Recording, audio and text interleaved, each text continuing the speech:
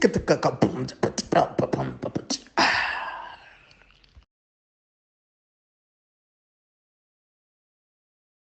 everybody, guess what? We are back. This is African Frame Podcast, and this is the segment that we all love that we do on a monthly basis with a new name called Cinema Soda. All right, so Cinema Soda is just basically Africans giving you their taste in film and box office predictions, box office results, new trailers that are coming out, and anything film related.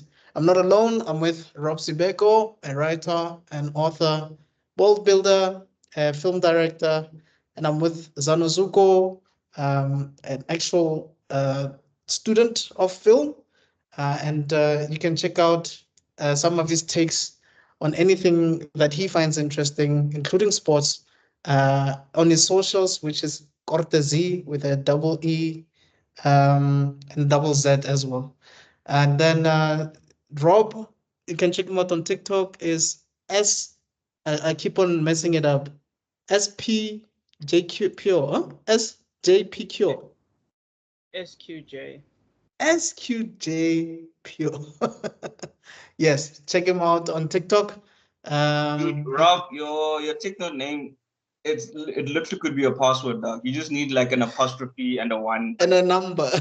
and a number, and it's a password, bro. And I'm Mr. Extraordin, as I've mentioned before. So you can check me out on Mr. Extraordin on YouTube. You might find a few accounts there. Just like, subscribe to all of them. Speaking of liking and subscribing, do like and subscribe on our channel, African Frame on YouTube. We will really appreciate it. All right, so we're going to be doing the first segment of the show, which is Box Office Clash. What is Box Office Clash? So basically, Box Office Clash is we are looking at the film predictions that we've made. So basically, what we think the numbers would be at the box office of specific films that came out on the month of February versus the actual results from Box Office Mojo of the films that actually came out. And Rob is going to be leading the charge on this one. So Rob, please take it away and please share your screen and zoom it for the audience, please.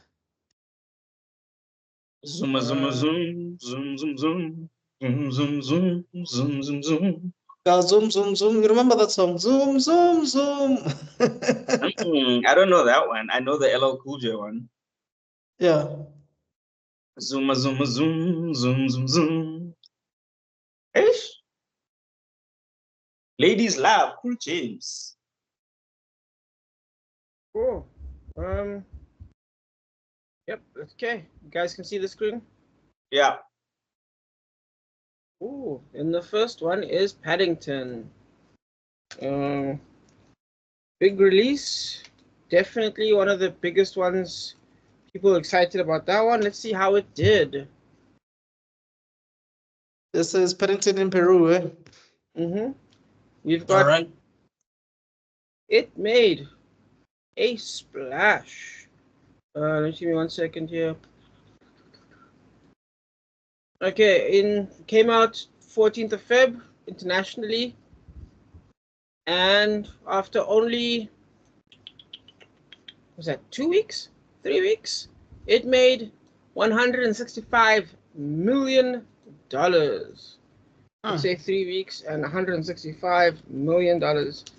We all knew it was gonna be a hit. Definitely blew up like it was supposed to. It has a lot of energy on it already, so that was definitely gonna happen. So let's have our guesses. Okay, hitting the mark is back. So Burmeister said plus 150. Yep. I must have put the wrong thing there, but I messed up with the negative 100 million. And then Kuto got a good score as well, and so did Tabello, with the high score going to Bach. And then second place going to Kuto. And then, third place going to Tabello. Woo! Okay, then the next one is Brave in the Dark. This is the one that looks like a low budget film, no? Yep. Let's have a look. See how it did. Brave in the dark. We go to Box Office Mojo. Oh no, it's that teacher one. The one with the teacher and the bully I'm a and the kid kid with- and the kid that is being bullied or is a bully Yeah. or I'm having a difficult time. Oh, my parents are dead, or something like that. Or my parents are being abused. And it made after 24th of January, so that was a full month. So let's hit that for 5 weeks. It at least international release. Opened on 2 million and only in the end only made 4.5 million altogether. Oh, interesting. Yep. So it started high and then fell off to nothing immediately. Ah. Back going with doesn't hit it with minus. What did you say? Going.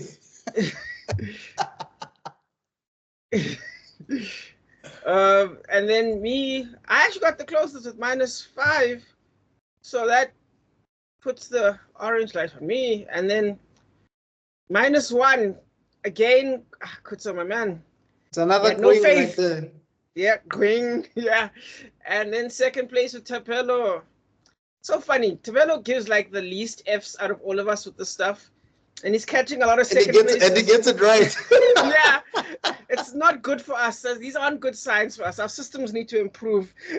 Ladies and gentlemen, we have Goku with sensor beans, and he just trained at under the 100 times gravity, and he just beat the Ginyu Force, and he gave us some sensor beans. So thank you so much, Goku, for joining us. Hey guys, it's me. By the way, guys, this is what Buckmeister up? Cool. If you're new, just check out his 2 channels, Meister Geek Media and Buckmeister Cool Reacts. He also has a webtoon out called Black Panther vs. Kang. He has 6 issues out. He also has 2 other webtoons, Neon Wave and Black Fist. So I'll leave the links in the description below. But yeah, welcome, bro. What did I miss? So far you've won 1 and you've bailed out on 1. Oh, okay. I'm 1 for 1. 1-0. I want to know, yeah. And now we're breaking into the unbreakable boy. Can they break the box office? This isn't even Oscar bait. What did I say? I feel like I had too much hope for this one, but we'll see. Let's see. Opening week, ladies and gentlemen, it made a whopping. Brave the Dark made 4.5? I'm surprised. I know. Crazy, right? I blame Dumbledore's son. I bet you he was the reason it got so much money. You blame him for a good box office return. Yeah, exactly, man. A good box office bomb. Hey, would have gotten worse without him. That's all I want to say, because that guy is a good actor. Anyway, 2.4 as opening weekend. Opened February 21st, so that's about, 3 weeks ago? No, let's say 2 weeks ago. Let's give it 2 weeks. But remember, this is the movie that has been shelved for a while because of the pandemic. It was supposed to come out a lot earlier. Is this the Zachary Levi? Yeah, that's the Zachary Levi one. Yeah. And overall, it made 5 million, 500. Wow. Zachary Levi is struggling, guys. Dog. So Did you see that he has a podcast now? Well, he has an interview with Matt Walsh about why they're not making good Hollywood movies anymore. So I don't know. He's the last one to talk. He was in Shazam: Fury of the Gods. He must relax. Yeah, well, that's the thing. When I saw that thumbnail, in my mind, I'm asking myself, is it because your movies are bombing? Now you're going to Matt Walsh? No. If you were successful, where are you gonna go? Actor. Didn't he make a movie with the magic crayon? You're the last person to be talking. Like, you're talking like Scorsese. Like, Zachary Levi is there and he's the meme now. Absolute cinema. Relax. No, but my thing is, if his movies were making it big, was he gonna go to that podcast? Or is he only going because his movies are bombing? Yeah, he's going because his movies are bombing. He needs more exposure. But even if his movies are not bombing, if The Rock came to me, like The Rock has successful movies, but if The Rock came to me and he's saying that, oh, you know what's the problem with cinema? I'm like, dog, look at the last 10 movies you've made before you start talking about the problem of cinema. Relax. But anyway, 5 Oh, million. Pedro Pascal, imagine. Plus 5 million. Kutsa, Quing, you have missed that mark. Negative man. 5. And believe it or not, I think we've got someone, and it's the unbelievable one. The one spot on is of course Tabello, the guy who doesn't care about this kind of thing, gets it on the dot again. Again, bro. On the dot. So he's just out here killing it. He must give us his lotto numbers. He really should.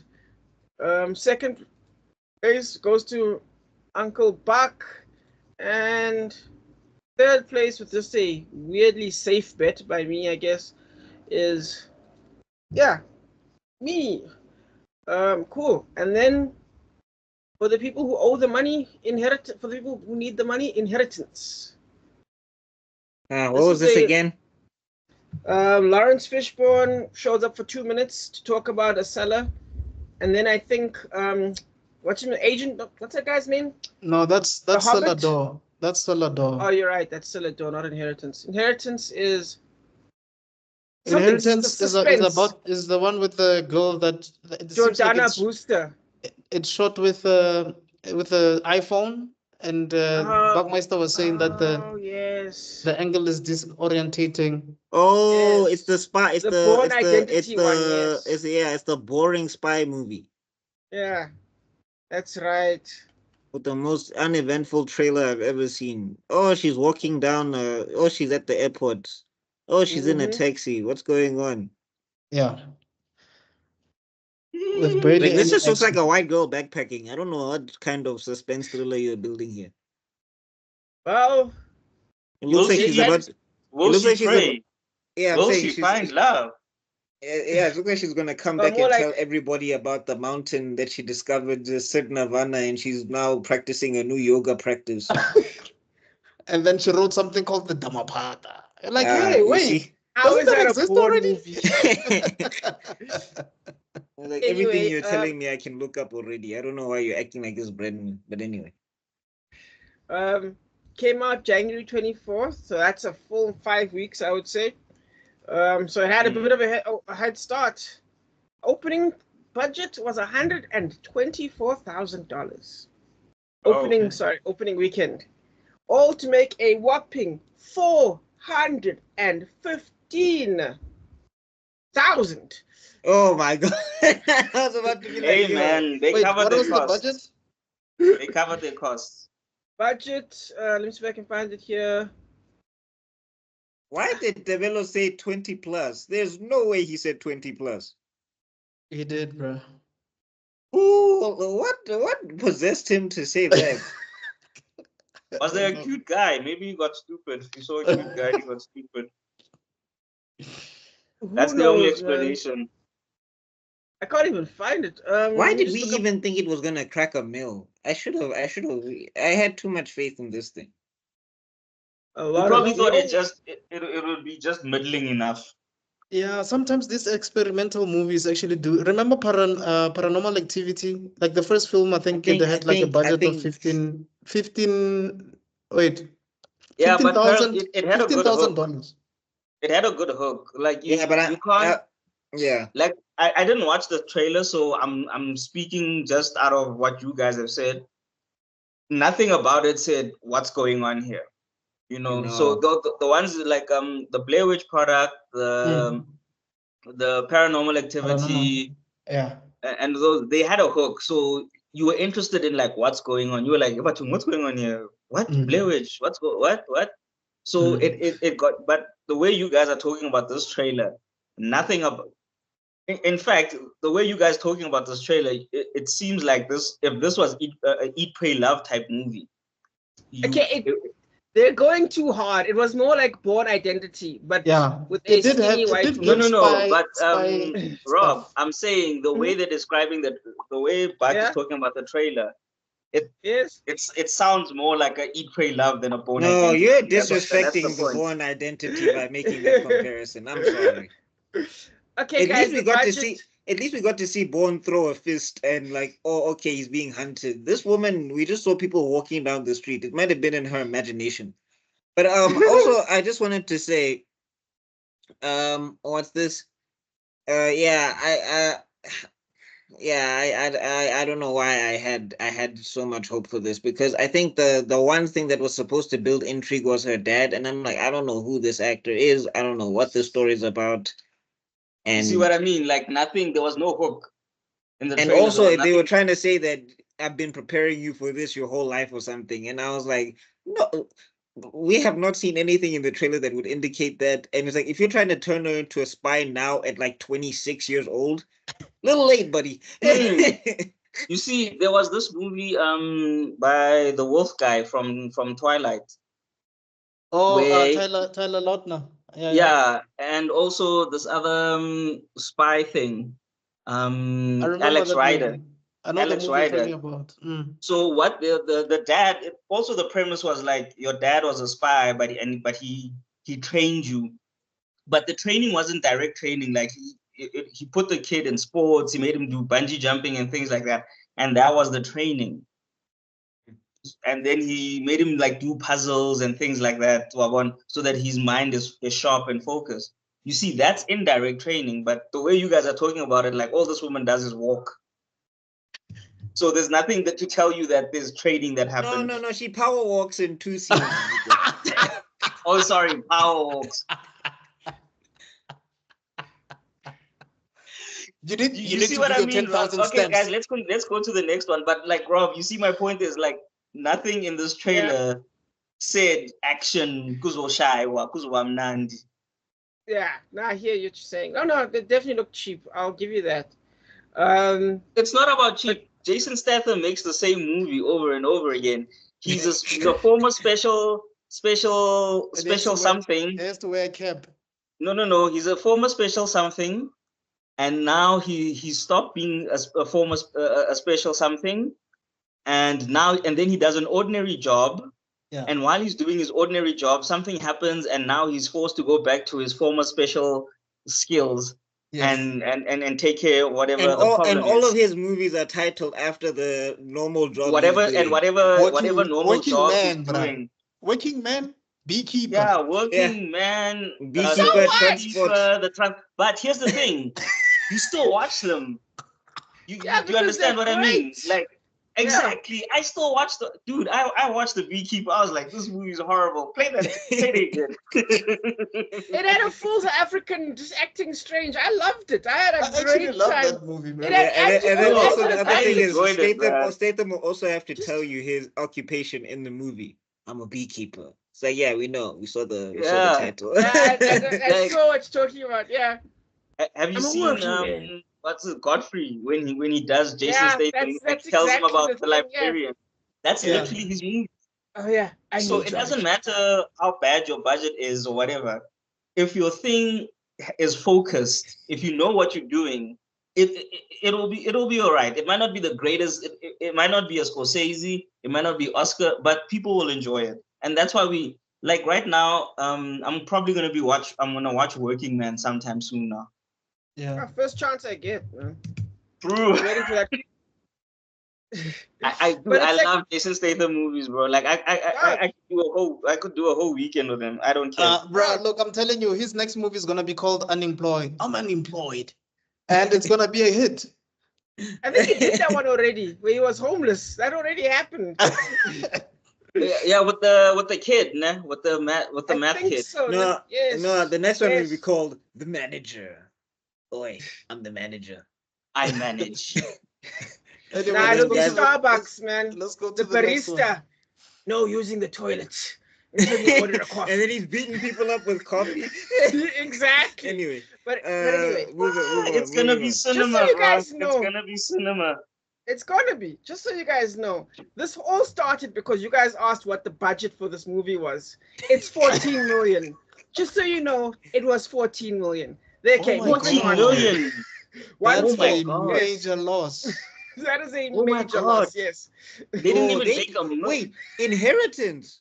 Was 1.4 million budget. They definitely did not inherit anything from this. Yeah, they did not. Oh, That's they a wasted inherited the colors. Yeah. No, who took the money and ran? This is a scheme. This is a laundering scheme. A money laundering scheme. Yeah, no, Yeah, someone somebody shot for 500,000 and they took 13.5 and ran. someone was clearly cleaning their drug money with this movie. Like, Hey, hombre. Hey. Guys, let's Okay, let the Dogman. Yes, let's let the Dogman have his day. Okay, guys, ladies and gentlemen, Dogman opening weekend in 3,000 theaters. 36 million in its opening weekend. Jesus. It What? wasn't playing. And it's only been open for 4 weeks, 34 days. It made 113 million. That is in 4 weeks. insane. For a thing about a dog. And I actually went to exclusive books, dude. They got a whole thing there. Apparently, there's an actual comic book market for these kinds of things. I must tell you about it looks like it existed. It looks like No, it was it is created based. around It is based on a children's. yeah. on It a looks like the children's book. captain. Yeah, it looks like Yeah. the Captain Underpants crew. Like or Yes. something. your Dr. Yes. Seuss type of stuff. Yeah. Believe it or not, there's a market of animation, right? Of comic, right? That's bigger than Invincible. That's bigger than manga. That's Yes. bigger, and it's this artist. There's this guy, I forgot the name now. Something Spore or something name like that. It's like a one-syllable word. It has made so much money. It's made more money than whatever your greatest than Batman and Joker with by doing adult themes, but Yeah. these simple cartoon designs. Mm. Jake, I'll show it to you one day, guys. It's actually incredible. But anyway, yeah. Anyway, the winner is. I can't believe it. Tabello again. Oh wait, I'm Hey, the only Tabello one that. is- I'm the Yeah. wait. No, Rob Wait, is the only someone one that said it was lost going to this make one. 200 million. Hey, you guys are. Huh? Oh, I said negative 200 million, so I didn't miss. Yeah, all of us won this one. Yeah, everyone got something. Oh yeah, okay, But- well, yeah. Tabello was the closest by a gap of 13. What the And hell then was up second with closest- Tabello this that week? Did he have I don't mushrooms know. or He was something? on fire, dude. I cannot believe it. And he's not even here to enjoy it. Yes. And then second place is Uncle Buck with a gap of what's it, 80 million. And then Yeah. I think, okay, that's a tricky one. Give me a I'm second. the lowest, clearly. No, because let's see, that's a gap of 111. Okay, yeah, you are the lowest. So yeah, that puts me in third. And do we give fourth place points? I guess we do. cool. So I mean, if you it's a are win, really game. Goodbye. If it's a win, yeah, definitely. Yeah.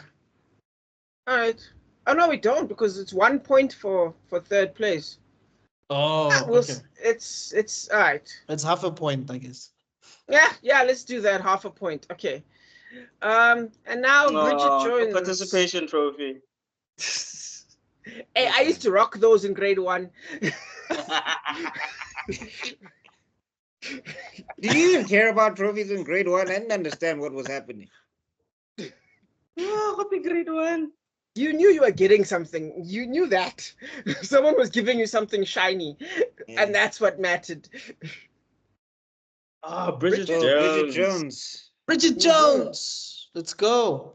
Numero Bridgie. dos. My Bridgie. This Oh, one is wait. going to be a tough one because, I know people were pissed about the Hugh Grant, what's this? Not Hugh Grant. Colin Firth. Colin Firth character becoming a Force ghost a la Luke but Skywalker. But they would Yeah. still they would still flock to watch it, dog. Even if they see him for 6 seconds, they would go watch it. Bridget Jones is huge. And how fresh It's a was money the film? maker. Banu Okay. money maker. And it came out in Bridget what? Jones. February. I think on the February. 15th or something. Well, Yeah, no, around it'll be about before 12th. It can't it was be close. after Yeah, it was Valentine's close Day. It to can't be. Valentine's Day. Or the Look, 13th, 12. somewhere there. 13th or 12. 15th. Well, according to You Box see- Office Mojo, 12. Oh, okay. You see, when you market a film, when you know when a film is for Valentine, and then you put it there, Kadinap. Strategic. But single mom hunting between old men and young men. That's how people want to spend their Have you been in Valentine's. South Africa? Well, I guess the target market can relate though. Exactly. That's what I'm saying. Like, have you been in South Africa? Divorced, widowed. 25-year-old without a child is Abandoned. difficult, is as unlikely. Like in Tanga, this is the world. Yeah. Hey, let me not get Well, let me not get into it. Yeah, let's not go too deep. Yeah, Anyway, before you guys, get cancelled. what's that? About Ish. 3 weeks in, off an opening weekend of $35 million. Whoa. The total sum is $95 million. Huh. Kobandalas. Mupriji, guys, it's Mupriji. Bridget. I expected more. Mupriji. With the way you guys talk about it. Oh, I'm man, also But Kim, apparently why it's did you only give it? It's Oh, what, 3 okay. weeks? It's what, 3 weeks? It's not bad. So we all won, I think. Okay, but funny enough, you guys were the closest. You guys played it the least safe out of. Yeah, I did play it safe. Okay, yeah, you guys played it the least safe. Kutso and Buck, and then see that's a gap of 50, and then that's a gap of 55. So yeah, second place goes to Thing, and then third place goes to me. That's what you get for playing it safe. Okay, that, and then yeah. This one is the most controversial one. Then where's the Dragon Ball Z music? Then Will we find out? Is he a Super Saiyan? Let's see. Anthony Mackie. Oh gosh. With that closed-lipped smile of his. That Like Janet he knows Jackson something. Yeah. Like he knows something. Like Bonile. His name is Clarence, guys. And Clarence had 2 good parents, and his parents had a Parents very had good a real marriage. good marriage. This guy's Captain America. He went to Cranbrook. He went to private school. Somebody put a what's this a portal, and they made Eminem walk out the portal, and it's like the one guy Falcon doesn't want to face, or Sam doesn't want to face. Well, 3 weeks. Destroyed his career so badly that he had to go be a superhero. Right? He would rather fight aliens, dog. Than fight Marshall. This rap game. I hate the way people were hating on this movie before. Hey, man, I don't know if like now I'm looking at my number like 8 hours too ambitious. And again, I didn't see it, or I'm not supporting it or whatever in that case. So, but purely because of what they did with Thunderbolt Ross and how they recast him and not T'Challa. But that's yeah. All right, Rob. So I think I will watch it just for Pusha supporter, but I'm not watching it with enthusiasm. What are we dealing with, Rob? It still counts as 6, buddy. Just because she's not having fun. Hey, we don't do that around here. We don't do that around here. We don't do that here. We do not do that here. Hey, we don't do that around here. So yeah, how much are we looking at, Rob? Opening with $88 million. It made a whopping $344 million. That's a bomb according to MCU standards. No, I mean, if we're looking at it's 180. So if you double for marketing, what you're dealing with? You're dealing with I think they're close to profit. Yeah, they sort of that's sort of. But I think they're lying. I think they're lying because you think it's it's higher. It's higher. Because you're telling me 3 years of rewrites, reshoots. So you think the rumored budget is the 350? Yeah, I would not be. Think about it. Seth Rollins, right? That's the wrestler. He wasn't in the original script. They put him in, then they took him out. Then they added one of the greatest actors of our generation. Then chucked him in the last minute. No way you're telling me this was only 180. Oh, Giancarlo. Yeah, Giancarlo. No ways. But so anyway, from the reviews I've read, if it's 350, oh my, that is bad. So from the reviews I've read, most people saying Red Hulk was unnecessary. They're saying Giancarlo was a good enough and compelling enough villain for it. He was going to be enough. They didn't need the Red Hulk. from what That I've is the seen online. That is And the people No, are I basically think saying here's that the this is thing. an Incredible Hulk sequel Yeah, that's without the thing. being. It's an Yes, Incredible that's what Hulk I've heard. sequel. That's the problem. Captain Like, America. Yeah, like the Captain leader should America not is be in there. And Yeah. also, he doesn't look like the leader. Like MCU, all that money, you guys can't just give him a big head. You had to make him look like he was diseased. Now he's got boils. Make it look like he has syphilis on his head or whatever. No. But yeah, I don't know why you guys keep running from the comic books. Like, the designs are fine. Just give him a big head. It's okay. And here's the thing. Concept artists usually do better stuff than the actual stuff that we see. If you check out concept artists for a lot of characters that the MCU actually No, but rejected. sometimes, like, you just want to ask them, like, why did you guys hire me to concept art if you're just going to freestyle? Exactly. Anyway, Yep. what do we have Look, next? it's not the yeah. I mean, look, that's not the greatest. That's not good. Hey guys, I'm seeing somewhere here they're saying the first I see they're saying the budget was 180 mil, and I'm seeing another one saying the budget was 600 mil. No, it can't be That's a bit 600. too Yeah, no, it can't be that one. So I think the 300, 350 makes more sense. Yeah. But that's Or bad. at least 250. Yeah, that's bad. 3 weeks in for 344 because you know now people are not like. Also, the MCU has just lost juice in general. Yeah. Yep. So like if it took it 3 weeks to make 344, people are not gonna go see it again. And It like had a people who are not 78% seeing it drop-off. now, yeah, and people who are not seeing it now have already decided they're not gonna see it. So Yeah. that's a rough one. Yeah. I think I could be wrong, but you guys can correct me if I'm wrong. Probably one of the best movies that came out since Endgame is Shang-Chi. I'm not saying it's like mind-blowing, but it's Two strong acts No and Way the third Home. act. Two strong acts in the third act.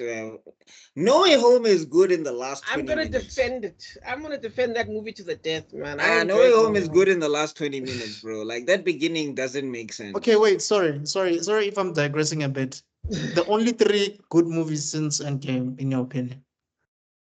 Okay.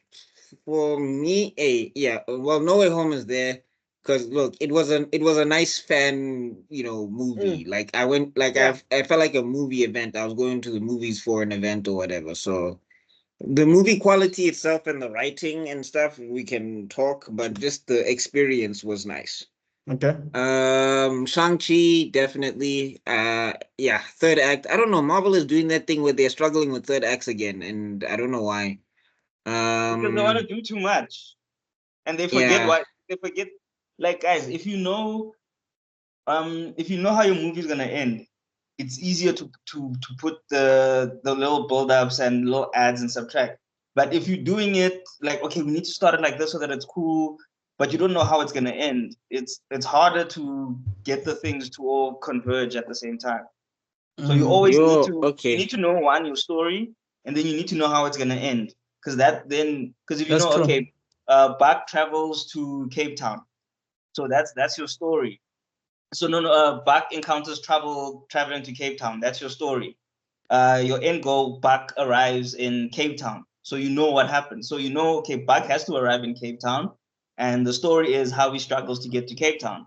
Now you add the things in, like the bus breaks down, someone steals his ticket, someone steals his wallet, whatever, but he chases them down and he finds it, or he runs into the person again at another stop after a stranger gave him a lift and whatever, like something. And then you have all these events that happen, and then you finally get there. Yeah, I think those are the only two I've watched, because I haven't watched Guardians of the Galaxy 3.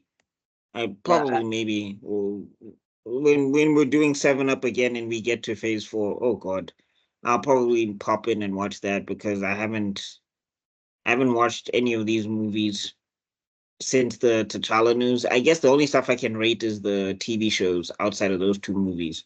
Because Multiverse of Madness, now that I think about it, it was not good. You only think you're only realizing that now?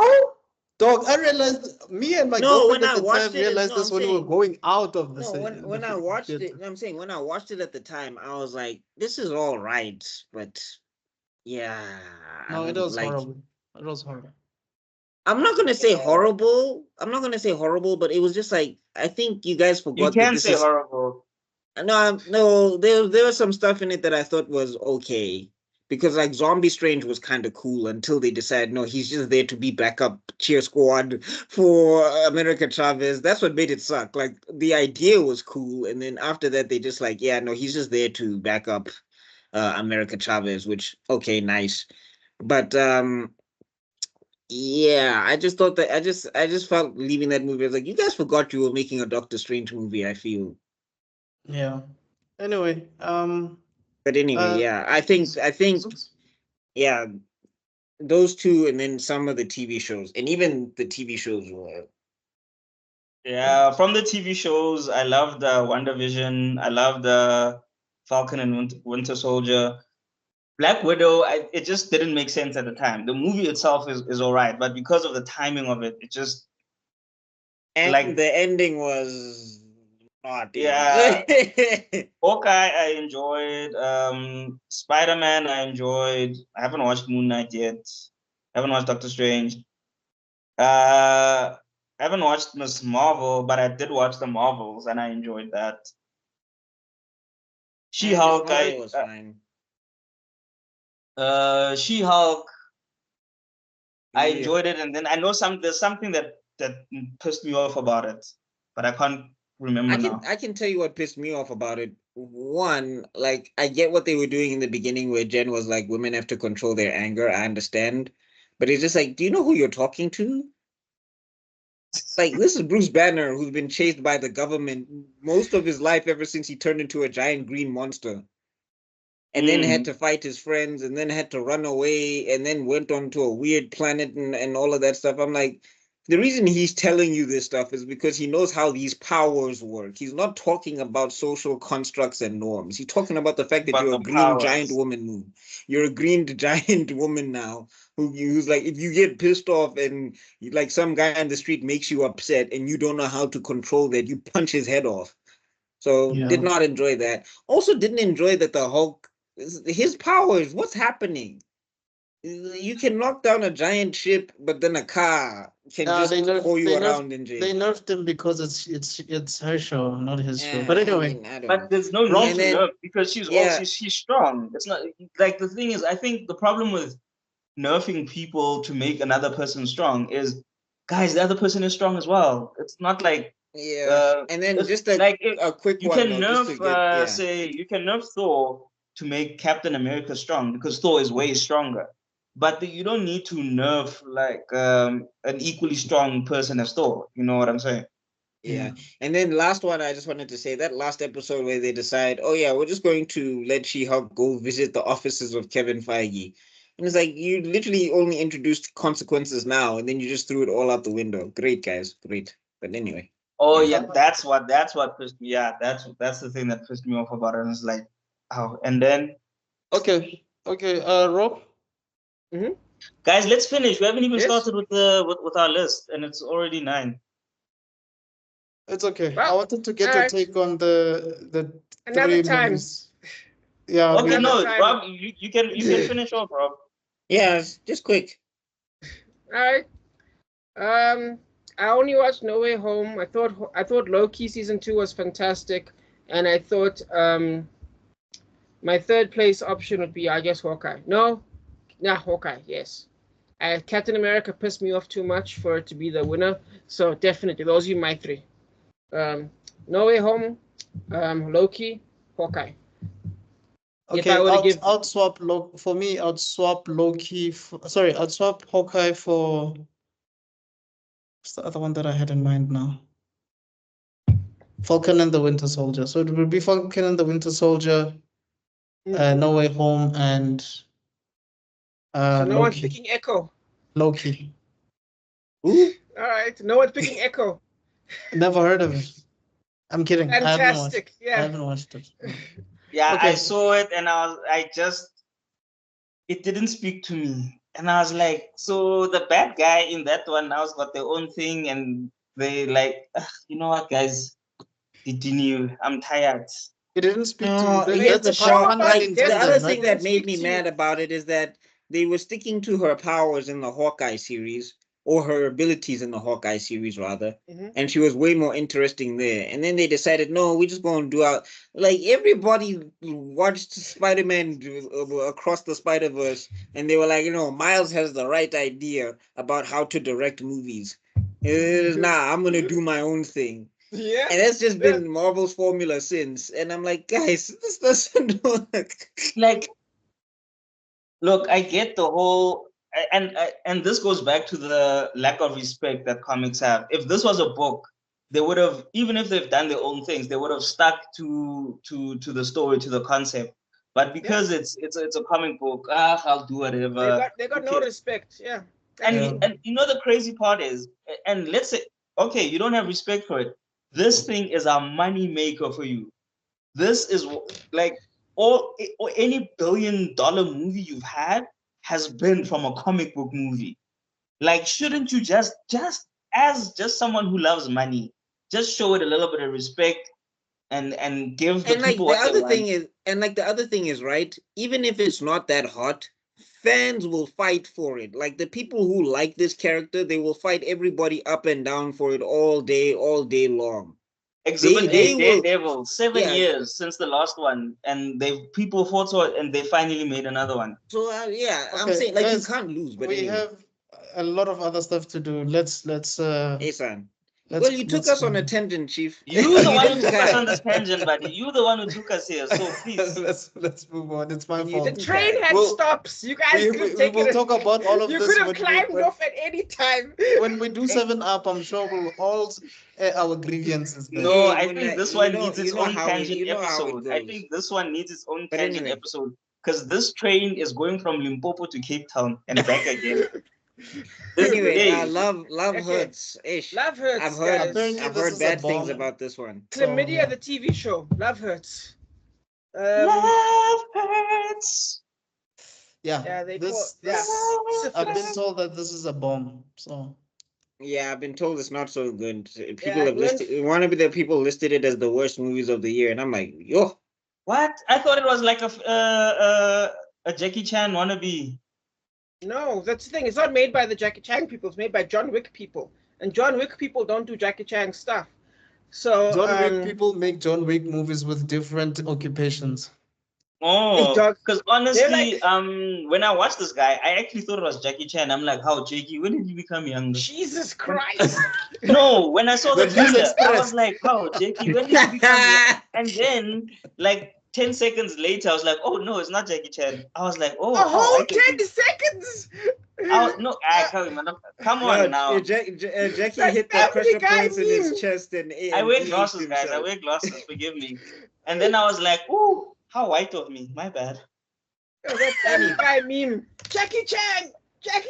Oh, listen to Zuko. No, but guys, how white of me. If you look at how this character's guy, he's literally a Jackie Chan character. No, I don't want no trouble. I don't want trouble. No, I don't want to fight you. Well, to be fair, he was a stunt coordinator for decades before he went back to being an actor. So no. Like I said, that's the thing. I thought the action. Yeah, I'm saying I thought the action would have saved it because the action looked good in the trailer at the very least. No, but the trailer didn't look so great, guys. It felt empty. It felt like I watched the whole movie. Well, no, true. But I'm just saying, I just thought the action would save it because it's like a Statham movie. Like you don't go to Statham to hear him cry or whatever. You go to Statham to see him whoop ass. So I thought maybe I'm going to argue with that actually. No, here's the thing though. Statham movies have a level of cohesion. Whether or not we think it's funny or dumb, it still has a logical level. I mean, it's silly, but there's still a certain level of logic that makes sense. But with this movie, there's a thread of logic. Yes, the thread didn't exist in this movie. The John Wick writers aren't writers. I've said this before, and I'll say it again. They're not writers. It just isn't. It's worse than a Jason Statham movie. It really is, man. That's like not with one. With one, there was an easy through line. Wait, I'm not talking about John Wick specifically. I'm talking about like movies like Mr. Nobody. I'm talking about this. Okay, yeah. And probably Ballerina too. Probably Ballerina's gonna be. Or what was the one? What was the one with Charlize Theron, Atomic Blonde? Atomic Blonde. Yeah. I heard that had the same complaints. I haven't watched it, but I heard it had the same complaints. I watched the whole movie, and there's a good movie hidden inside there. Yeah. But the writing itself is the problem. Like, yeah. And this anyway, one, I think, Rob, what are the numbers? A spy movie instead of an action movie. I think it would have been more fun. It would have been more entertaining. It tried to do two things. It got stuck in the middle. It was a disaster. Okay. What are the numbers? All right. So after 3 weeks and an opening in 3,000 theaters, it opened with a whopping $5.8 million. Oh, that is horrible. And then okay, you won, but wow. And it decided then it's gonna keep that average of 5 million a week. Wait, bruh, was Captain America so bad that you didn't even give right? No, I accidentally dragged it down. Sorry. And it made $17 million. Wow, I'm actually hella surprised. I thought from the trailer, I just thought because I saw the trailer like I don't know on Instagram or something. Yeah. So I just thought, okay, I thought it'd be like a 50 mil movie. I'm not gonna front. I thought it'd be. I thought it'd be one. Wait, what was the budget? The budget? Wait, what? Zuko, you were saying? No, I was just saying. When I saw the movie, the trailer, I thought it'd be a 50 million movie. Same. That's why I wrote at -100 because I thought, okay, it's gonna make the safe amount of like Kevin Hart money. You know what I mean? Yeah. Like I put a lot of stock in the main guy because I thought Hollywood loved him. I thought people loved him. He's an Oscar winner. That's the thing. They do love him. Hollywood is a bubble. But this project was and also remember, the moment you get an Oscar, your next 2 or 3 movies are gonna bomb. Are gonna be garbage. Look at Michelle Yeoh. Apparently, that Star Trek movie is garbage. Why does that happen? The Oscar curse, guys. Dude, I don't know. Halle Berry did it. It happened with Denzel. It's happened with so many people. Do you remember that other guy, the one that won for the guy for playing Stephen Hawking? His next movie after that was Jupiter Ascending. Yeah, and then he did Fantastic Beasts movies.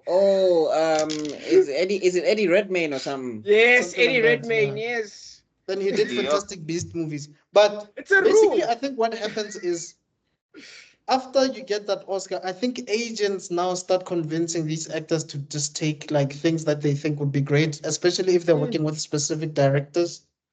Yeah, they start wanting to make cinema and art. Exactly. There's one movie trailer that we're going to talk about, and boy, do I have claims for it. But I just want to make a point. I just want to make a point quickly before Rob gives us another. Yeah. Then you have people like Cuba Gooding Jr. who are saying no to everybody. Yeah. And look at what happened to him. So there's no winning, gents. No, but Cuba knew his lane. Cuba knew his lane. He had to cry. He had to. Any movie that he didn't have, his love didn't need to quiver. He knew he wasn't gonna kill that. So but he was letting his ego. He let his ego lead him, because even when Spielberg called, when Cameron called, he just declined all of them. That's true. Hey, cocaine is a hell of a drug. Next thing you know, you're doing the Hitman's Journal, right? What was that movie? I don't think you guys even know it. The Shadow Hitman Boxer, something. you're doing those kind of movies. Just radio. Not even SABC. It's like, what is it? SABC One. You see radio. You put him in radio, dog. That dude's gonna kill. You put him in the Navy. He was performing his ass off, but they just didn't. No, but I mean that's the thing. If you don't have work, then you just don't have work, and then like nobody's gonna call you because you're not working. Like they don't know if you're bankable anymore. So then next thing you know, you're doing SABC One movies, dog. You guys need to watch some of these movies. They're wonderfully terrible. The budget was 18 million, by the way, for Lovebirds. Hot damn. 18. 1.8. Oh my God. Ironically, that movie was suffering from one of those days which segues us into the new movie, One of Them Days. Oh my God. Segue. Anyway, so what was this even one about? Panman looked at that, and even Panman looked at that and gasped. What are you gonna ask back? Yeah. So this one, what was it about again? Friday, but with ladies. Oh right. Oh, It's SZA and Keke Palmer. Keke Palmer. Yeah. Mhm. Yeah. Oh my God, this one Hey, probably. Yo, It this came a one, looks long fun. way since Aquila and the Bee. let me And guess. This one made. it looked like This a one is ladies' at least Friday. 20 million. Nah? This is 20 million. I can just smell it. What is Believe it? it Looks or like a not, ladies' ladies and Friday. gentlemen. It Okay, is. It's Fridays with women. Yeah. Well, Guess okay, what? what You are the said numbers? 20 million? Its opening weekend, ladies and gentlemen, was 11 million Whoa. in less than 3,000 theaters, 2,600 theaters. The total sum adding up to 47 million. Hey. We Oh. all had no faith in this movie, guys. We're holding our people back. Yeah, but at least No. we I just passed. had faith because people love Kiki and people love SZA. That's it. But this Otherwise, is that OBE pass mark. You know what I mean? Yeah, we even didn't fail, but you know. Yeah. We all had no faith. nah, at a budget of 14 million, it's done good. Yeah, that's Yep. pretty good. Those 6 weeks is a long time to only make 14, but I mean, it still made it. I Well, think it made all I its can money say back. is Issa Rae made her money. That's for sure. But that check. It made three times it made 3 times its budget. So Oh, okay, and I'm that's good. and I'm sure it'll break because its budget was 14. It made No, 47. it's broken even. It's Yeah, but broken the thing even is, already remember, then. If So they're it's smart, already they should 6 make it. They weeks. should make a sequel as soon as possible. Yeah, it's probably But on anyway. streaming already by now. It's probably on streaming already Yeah, by but now. I'm saying, I hate then, that, guys. Like as a thing, I don't know how long movies generally, but you can't have a movie 3 weeks at the cinema and it's already on streaming. Yeah. But since the pandemic, it's been like that. 3 weeks. It No, needs to like- change. You must go back to I Mnet days. thought after Scarlett sued them, they would stop Hmm. doing that. Mm. Oh no, she lost that lawsuit, didn't she? no, she No, won didn't- because Kevin she Feige won. stepped in and helped, and he took off his hat, and everybody went, She "Whoa!" won. And then I mean, I think she was still yeah. pissed. My eyes. They were like, "Whoa, why is he not wearing a hat?" Okay, we'll pay her. Put the hat back on.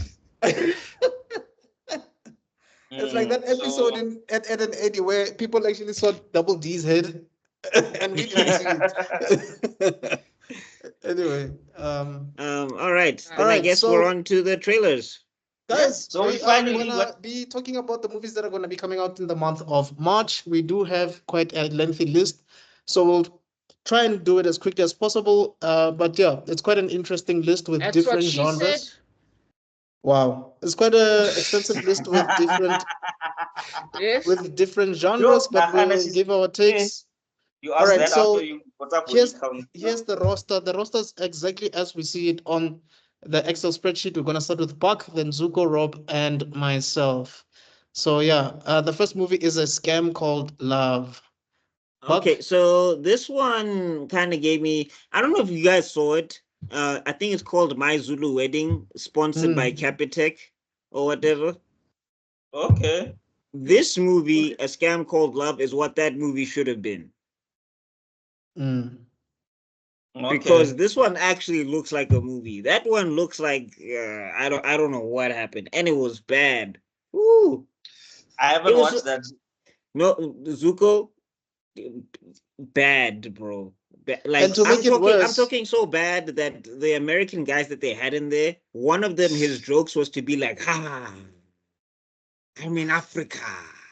And to make it A worse, classic. one of the people that was on the movie that Buckmeister is talking about is the guy that was in Martin, bruh, the sitcom. Wait, which one? Which guy? Was it the short remember- guy? Yes, the short guy. yes, Yeah. yeah. And he's like, Okay. and he's funny, but what they did to him and that, oh my god. And also they had another American bra in there, and he's supposed to play the guy who's, how do you say this? I guess quote unquote woke. There we go. He's the guy. Yeah, he's the guy who's supposed to be like, man, that's not what they do here. You're supposed to know what. Yeah. It's like, open your third eye, brother. We're in the motherland. He's supposed to be that guy, but he's also just as ignorant.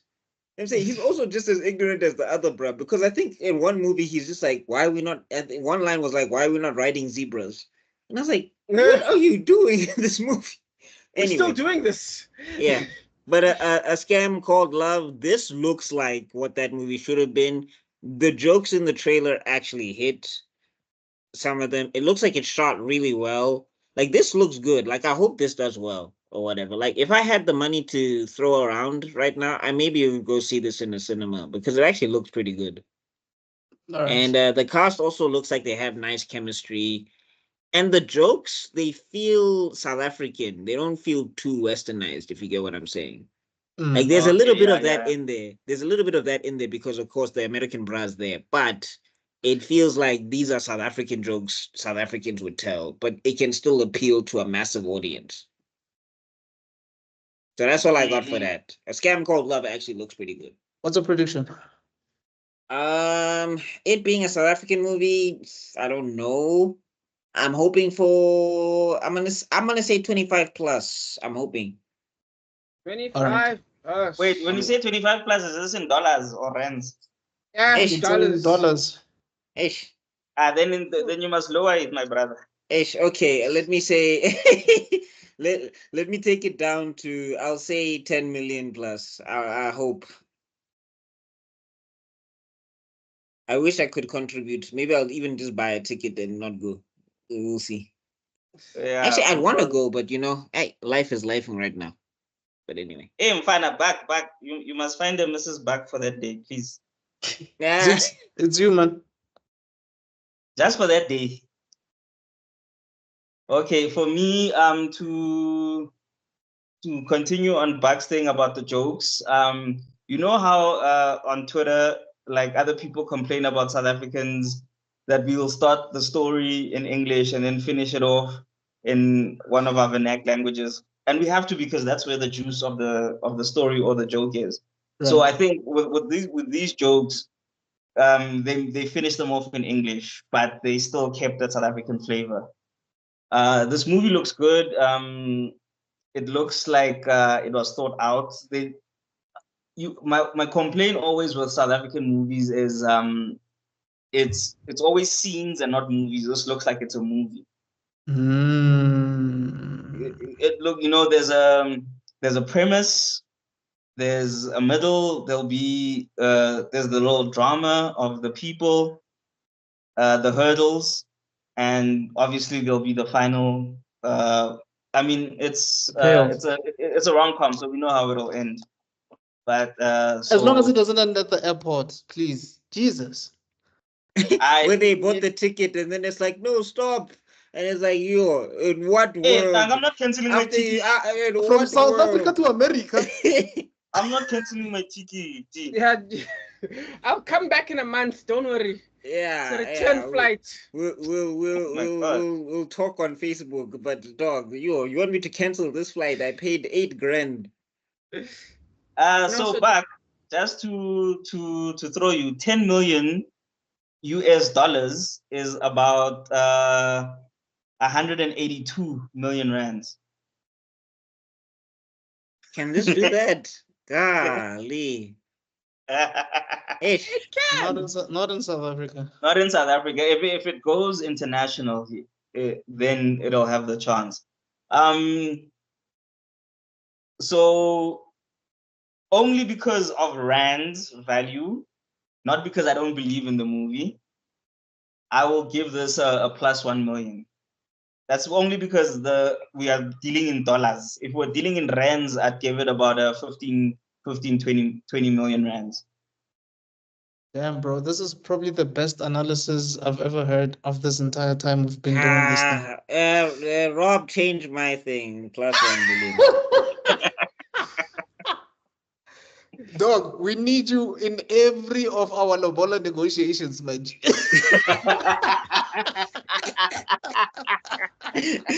Because we're dealing in cows, because there's no degree here. So what you must do now is you must understand. If there was a degree, this would have been this amount. But since there's no degree, and then her uncles are like, no. You know Kodwa what? nje ngoba i-degree ayikho kodwa nje ngumntana ocotho sizawuthi ke. That's hilarious. Rob, what's your thoughts, man? I bet that just like with every single other South African movie, we're not going to find a result. This is going to be one of those ones where we don't even do it. Right. I really think that's what's going to happen. Yeah. Figures. You're going to shy us with the NA, not applicable. Basically, that's what I want to do. But just for the sake of solidarity, I'm going to say minus 10 million. You know, I'm willing to support them. I even think minus, Chief. You're putting. Oh, plus sorry. there. Yeah. We're gonna have to call someone from the Film Foundation board to tell us why they don't give us these numbers. What's the problem? Yeah, why can't they pay Box Office Mojo? What's going on, guys? Jeez. Anyway, yeah. Oh wait, I never reviewed the movie itself. Okay, it looked like every single rom-com I've ever seen. Guess who still did it best? In terms of culture clashes, anyway. I mean, but Guess Who was like a remake of Guess Who's Coming to Dinner, but I do get what you're saying though. Yes, I still think it's the best one out of all of them. Agreed.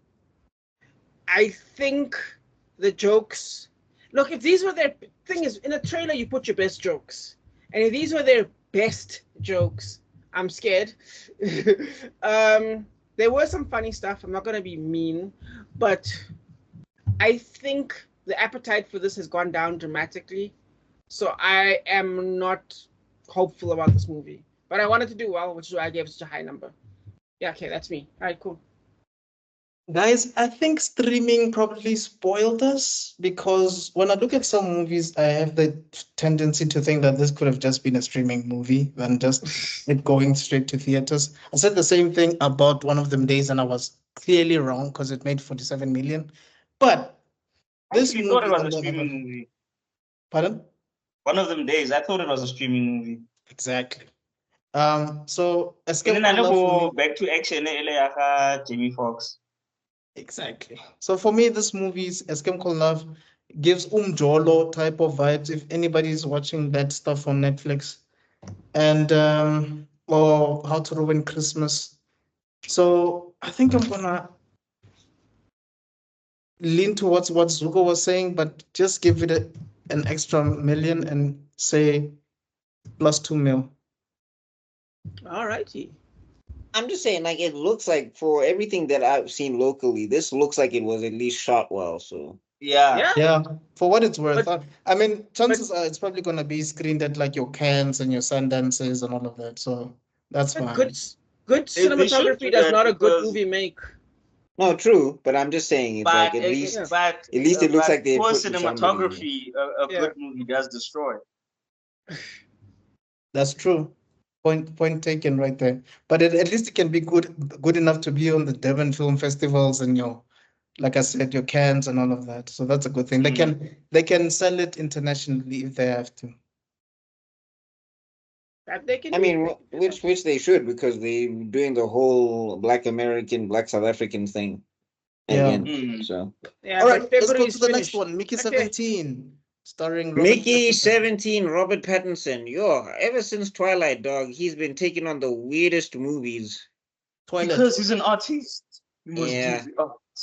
He also looks skinnier. He also looks skinnier than he did in Batman. I don't know if he's been shrinking. Is he on that Christian Bale diet where he's gonna be shrinking and exploding? Yes, literally. He's Christian Bale-ing it. Is he a method actor? He wants to be, but I'm just saying. Christian Bale came out and he said, "I probably shouldn't have done that, and we should probably stop doing that." I mean, Jared Leto also does the same thing. Yeah, but it's like the damage it does to your body is like almost irreparable or whatever. That's why Christian Bale stopped doing it now. He stopped taking on roles that require that stuff. Like I think also Charlize Theron stopped that very quick. Because remember what she did with Monster? She did a movie, then gained weight for Monster, then had to lose some weight for another movie afterwards. Yeah, like So Machinist. Bale said he should not, like, yeah, movie was fantastic, but he was like, I should not have done that. That was just not it. anyway, Buck, it's you, man. What do you think? Yeah. So I'm just saying, Robert Pattinson, don't be shrinking and growing, though. I don't think it helps affect your acting and your roles. This one looks it kind of looks like the Tom Cruise movie a little bit, but like less sci-fi. What was that? Live, Die, Repeat, or Edge something of like that. Tomorrow. Edge of Tomorrow. Yeah, it's kind of got some of that going on. It feels like an anime premise a little bit, which I guess is kind of interesting, where like your whole thing is this guy just has to die and get revived and whatever. Or he's getting cloned. Basically, he's not dying and reviving. Basically, the one that dies, and then they just download the memories, and then it's like a clone, because it looks like at the end of the trailer it's a clone situation. If you watch Yeah. Invincible, you would understand exactly what Buckmeister is talking about. Yeah. So I think that's what's happening. I feel like the sixth day would be a better example, actually. Oh, yeah, okay. The sixth day would be the perfect example of what's happening here. For those who don't know, that's a Schwarzenegger movie. Yeah, I don't know how to feel about this one. I mean, it kind of looks interesting. It kind of looks like the premise is interesting. It looks like it's going to be like a Hunger Games situation, I guess, where people are like living in squalor and then they get fed up and they have to rebel against the whoever. Ruffalo, well, he still looks like he could turn into the Hulk, so I don't know how people are going to feel about that. What? But that hair? No, he doesn't. Yeah, I'm saying evil Hulk. Like he looks like when he'll Hulk out, he'll start giving soliloquies, but he'll be giant and green. Yeah, this one, it looks interesting. I've seen some positive reviews because it has come out somewhere. But yeah, for me, I don't know if I'd watch this. Okay. Prediction? Prediction? Well, since it's got the new Batman in it, and it's also got Mark Ruffalo, and nerds can go, oh, it's Batman versus the Hulk or whatever. I'm gonna say plus 50. Jeez. Okay. And it's got big stars in it, and also I guess the premise is weird enough people want to see it. Okay. Zooks, what do you think, bro? Yeah, I'm with Buck. Also, nothing up. The whole loser who becomes the hero. I didn't see it, so I had a tough time buying it. Obviously, it's a trailer, so there's not going to be enough to see to give you that. But it just looks like a lovable loser discovers he does something, and then he discovers like, oh, maybe this wasn't such a good idea, and then he falls in love, and because he falls in love, he wants to stop being a lovable loser and just be a lovable winner now, and that pushes him onto his next level from what I've seen from the trailer. But I saw it and nothing really made me go like, okay, I want to watch this. I was like, okay, that's interesting. I'd watch it if Rob said, hey, let's go watch it. But I wouldn't say, Rob, let's go watch it. So, but because it has Patterson, the Twilighties still love him. And it's got Ruffalo and the Batman fans probably will. Yeah, the Batman will check it out because he probably got new fans there. Oof.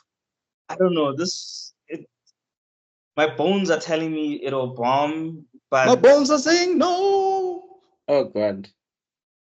But the box office is saying yes. Okay. Let me try to be positive and reach for the stars and say minus 75.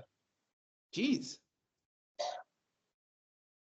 That was actually close to mine, actually. Okay. Give us yours then. No, I just feel the reason I'm giving it minus, it's more of this. The concept is interesting enough to pull you in. True.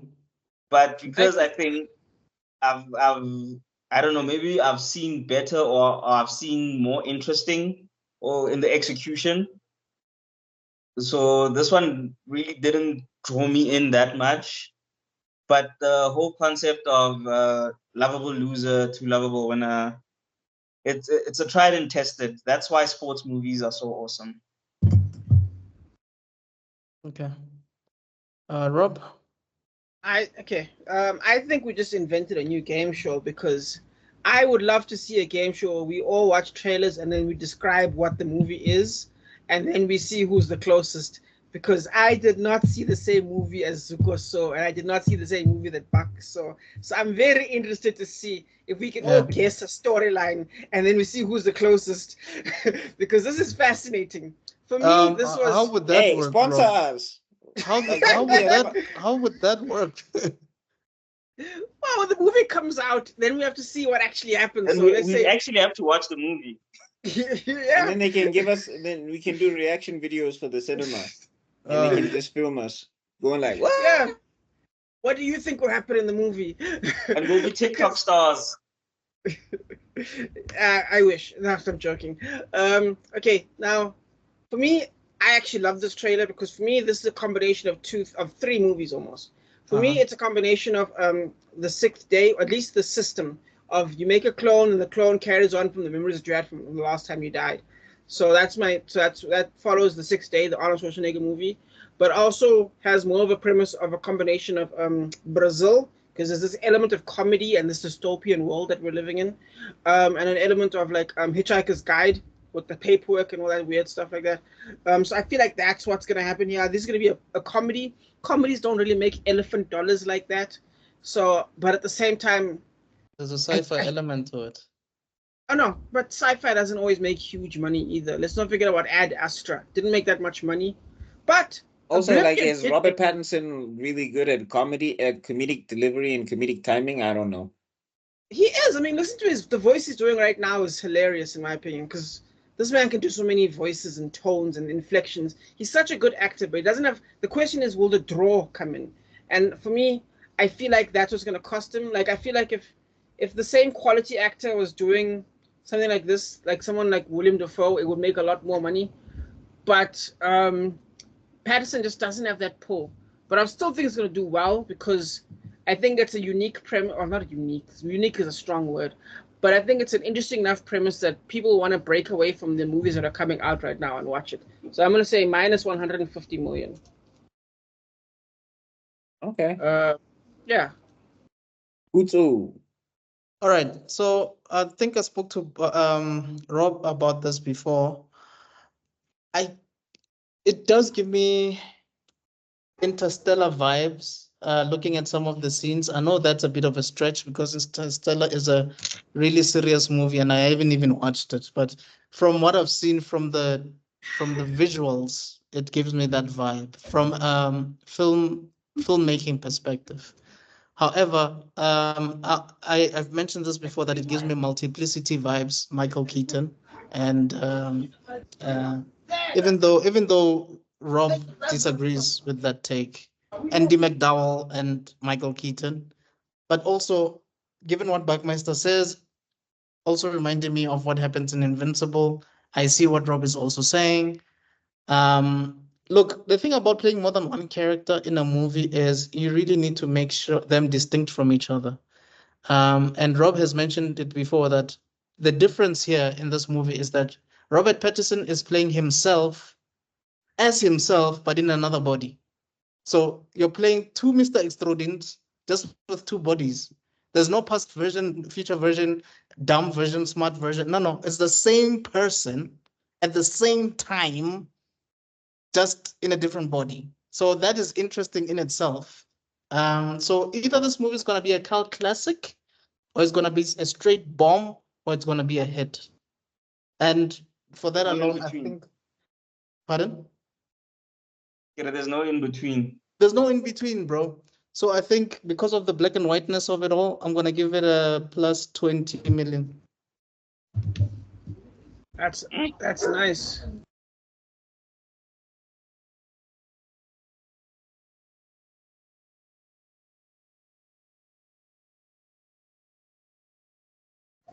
Cool. And that's cool. Next one. Buffalo children. Buffalo kids running to America.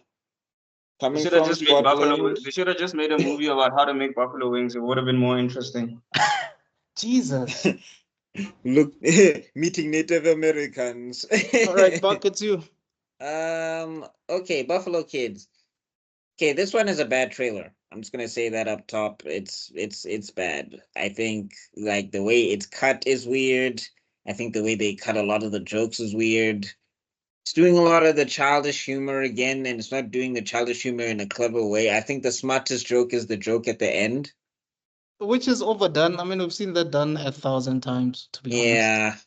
Yeah. But the food one. With the food one. No, the Native why are you American speaking saying, "Why are you slowly?" speaking so? Why are you speaking so Yes. slowly?" Okay, that one Yeah. has been done heavily.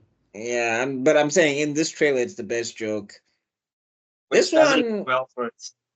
yeah, this Actually, one. the food one was the best one. It's Oh, not oh, common the, that you oh, see the green berries. yeah, normally it'll be a guy. I don't think I've seen like more than one movie where it's not a guy where that happens to. Like, you know what I mean? Okay, yeah. Normally it's a guy where it's like, oh, and then Adam Sandler runs to the toilet and we all hear massive noises. Thought that was pretty unique. But yeah, All right, yeah. I Leon mean, Schuster. at least it's as not. well. At least it's not. I mean, it's Pocahontas light because these Native Americans are just welcoming these white people, and you don't know where they're coming from. And they But I speak guess perfect because it's English. children, it's not so bad. It's not like John, whatever his face was with his blonde hair, and he's like, clearly you're an invader. But anyway, yeah, this one, I don't know. It does not look like it's gonna do well. The animation looks very, very cheap. The voice acting feels very, very uninspired, with maybe one or two exceptions. It looks better than Panda in Africa, though. Yeah, but is that Baha'i? That's actually not saying anything good about it. Yeah, so this one I'm gonna say -1 million. Actually, that's a good point. How much did Panda in America? Because that made money, didn't it? Panda and whatchamacallit. Did it make money? I don't remember how much it made. Not a lot, but I think it made some money. Let me see if I can find it. And it was a sequel, was it not? I think it was like Panda in Africa 2 or 3 or something. Like, was Designer on the track? That's the only way that thing could have made money. But he's not in Atlanta. He's not in Atlanta, dog. So I don't think it would. Oh, Panda Bear. I'm thinking of Nico. I'm thinking of Nico, not Panda Bear. I think. Panda I don't have Panda Bear. Panda in Africa. Panda. It's where Panda. Because the Panda goes straight. I got bros in Atlanta. Panda. Oh, it grossed 5,842,358. It did better than the wannabe Born Identity. Yes. Jens, just give me a second. I'm coming. Yes, okay, Born Identity. Inheritance made enough for a Streetwise 2. Hey, the way the economy is going, maybe it made for that bucket for one. Oh, don't get me started on that story, man. I could rant about that for hours. I used to go there with 50 I used to buy that thing. I used to buy that thing because it was like $30 and it was delicious. Now it's like $45 or 30 or $40 now. It's $40 now, dude. Like, and the thing is, I saw like 2 months ago, it was already increased, already like 35, and then yes, it went up to 35, yeah. And they count the chips. That's what that extra R5 was. They were like 1, 2, like, guys, and then Nando's, obviously now it's actually a proper date night. The prices are a date night restaurant now. It's now a restaurant now. They might as well have a croissant. They might have candles there. They need to have candles there now so that I can charm my woman there. Okay, Buffalo Kids. Okay, but anyway, yeah, Buffalo Kids. Zuko, what is Buffalo Kids? I hated it from the start. Yeah. When that girl is like, oh, our uncle's not here, and then they're like, we'll go, and like it's California, it's miles away. you kids in a foreign country and you're gonna go to California. Like I know kids have gumption in movies and they make it through, but already from there, nonsense. But fine, let's let that slide. They meet up with an orphan group and slide in with them. Very smart. Okay, cool. There's a little hope. And then they take off a child in a wheelchair to go pet. Who's mute, I think. Who's mute. And then they go take this child and so that they can go pet buffaloes. Dude, you in the middle of nowhere in a train with no money, no nothing, and you decide, first of all, how did you get that child off the thing? Because your brother's like 12.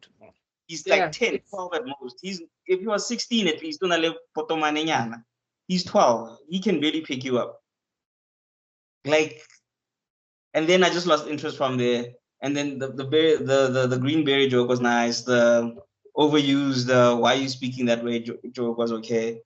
And I'm sorry, nothing about this movie just said. And then there's a robbery on the train, and you guys are not on there, which just makes it yeah, that's another thing. You're so disconnected. I was like, how does this connect to anything? Because at least if you guys are on the train and then you guys are trying to save the people on the train, whatever, that would have made the movie better. But you guys are now trying to get to the train that's getting robbed. Like, why is the train getting robbed if you guys are not on there? Because there's no danger for you guys. There's no fun. There's no thrill. There's no let's do an Under Siege, but as kids. So that would actually be interesting. One of them turns into Steven Seagal all of a sudden. Yeah, so I'm also gonna give this. I'm usually kind with kids' movies because I think people will take, but I'm also giving this a -1. Alrighty, -1. Me, this movie was so garbage. I'm just gonna be like, no comment, -10. You're still giving it hope, though. Yeah, -10 is still hope. Yeah, I know it is. The thing is, it's in English. It's not like those ones where it was like shot in Russia and they try to sneak it in with dubbing. So I feel like it'll somehow still make. You know what? -5 actually. It'll make -6. It'll make 5 million. Watch. Because it's what? How many weeks in is it? So do you know? No, I don't. I honestly 14th of March. Okay, 2 weeks. It'll have 2 weeks to sit there on the box office. Yeah, I think 6 million is fine. Okay. What's up, you? I think you guys actually mentioned everything that's worth mentioning. I really don't see a lot of people flocking in to watch this movie, to be honest. I don't even think the kids will be that interested, but you never know. I'm 36, so I'm way out of touch with whatever kids want nowadays. You are no longer a youth. I'm no longer a youth, my brother. You can't apply for youth funding. You can't be in the youth league. I can't go to the NYDA for funding anymore. So I would say this movie it's probably gonna make -3 million. Okay. And you guys are hopeful. Yeah. Yes, we are hopeful. Yes, we are. Then it just goes to gray screen. This movie actually did not have any scoring at all. Because we're hopeful. Yes, I am. Nobody won. Hopeful for today. That's my favorite TikTok trend, bro. That's my favorite. Like my favorite version of this. My favorite version of that joke is when somebody was like Vegeta before every fight, and he's like, "I will show you the pride of the Saiyan race." Yes, we're hopeful. Vegeta did not win; he lost. Holding his arm. His transformation was not enough. The thing kills me, bro. Like I bought my grocery for meal prep. I did not, in fact, meal prep. I actually ordered in. I hopefully I will meal prep sometime in the week. All right, let's get to the cleaner, aka British Die Hard. That's what I said. Another female Die Hard thing. Yes, guys. Mr. Clean. Mrs. Clean, sorry. Yeah, no. I've been looking for in my head. I've been looking for the British equivalent of Whoopi Aye, and I just can't find it. Jolly good. Jolly good, mate. No, man. This movie was beans on toast, buddy. This movie was beans on toast. Okay. I mean, Daisy Ridley, she looks alive at least. Yeah, better than Magpie, that's for sure. Yo, what? She looks alive. I'm not dissing her. I'm just saying, at least she looks like she's invested in this thing. Yeah, because remember in Magpie, we were not so convinced. Yo, guys, you're trying to make it to heaven, bro. Come on. Chaos Rising. Daisy Ridley has a face. You know, I'm gonna wait till my turn. You guys go first. So she looks like she's awake. It looks like, like they're adding the brother element, which I guess is okay, but also at the same time, it's just like, it looks like, bro, you're old. Like, you're really gonna be holding on to a grudge like that forever. Dog, it's family. You know, in movies, grudges are like, you stole my pencil in the second grade, bro. We in our 40s. Let it go. Like, you haven't even thought about a pencil for the last 10 years. I don't know what this is about. That's hilarious. Yeah, I guess there's that. Because I'm just like, I mean, I get maybe because she's the only one who has the skills in the situation, she has to look after him or whatever. But it's just like, bro, he can probably just leave the building. Like, you don't look like you're one of the high class people that Clive Owens is kidnapping or whatever.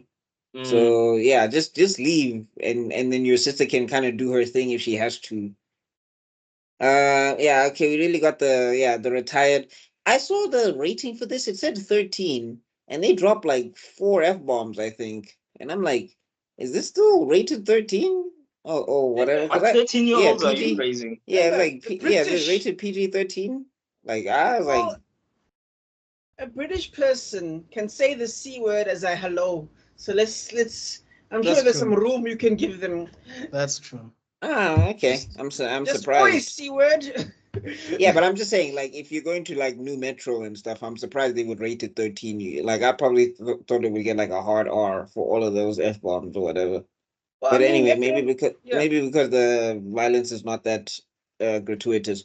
One of the action scenes looked okay. I mean, I guess because she is fighting a woman, it's like, okay, I guess that's a little bit more palpable, I guess. I guess maybe the guy, she's using more guns and stuff, it looks like, or whatever. Mara guys, Amanyana, what's with this random jobs? This former whatever spy. People gotta work, dog. They can't get jobs. They can't get jobs, bruh. Mara guys, a window cleaner. Wait, guys. Okay, but who's gonna rob a military base, Kutso? Now, guys, we're gonna break into a military base. You know what I mean? Like, this is not Fast and Furious. Only people in Fast and Furious do that. Guys, a window cleaner is supposed to save like over 400 hostages. Well, nah, hey, I'm just saying, like, people come out of the military, they gotta get a job afterwards. So yeah, fair enough. Look, from what I've seen, a lot of disrespect to window cleaners.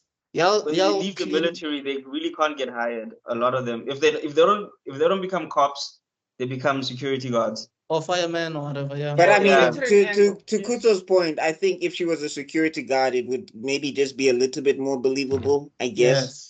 But then you get shot first. No, but like that's where you show the skills, where she's diving behind the table and she's like, yeah, I know they're gonna shoot me first. I can see them, so let me put up the bulletproof table. Why do all of these officers have bulletproof tables? That's my question. Like in action movies, they just coil the table up and the bullets never come through at all. And it's not even oak. It's not even oak. It's like regular wood. Like, guys, do you understand that oak is one of the woods that can block bullets because it's so thick? But yeah, anyway. But off the table. Yeah, Clive Owens looks like he's going to sleepwalk through this. It does not look like he's interested in what he's doing there. It just seems like he's reprising his character from Inside Man. Like, yeah, I will fight you on this one. Wait. There's a difference between being deadpan and bored. Did you guys read the synopsis of this movie? I'm not talking about his performance. I'm talking about the synopsis of the movie. All right, let me just finish up. Yeah, I don't know. The action, like, I guess it looks okay, but there's also a lot of smoke, so it looks like they're hiding a lot of things, which is a very, very odd choice. Like, that's something with like Western cinema sometimes. I'm just like, are your actors not training, or I don't know what's happening, because you guys keep hiding scenes. And they keep moving the camera in and making a lot of cuts, so you don't even know what happened. Yeah. Like, I'm saying, if I'm getting paid, even if I was getting paid $1 million, or even, let me say, 400,000 or whatever, and like they just like, you have to work out. I'm in the gym every day. Forget whatever job I have.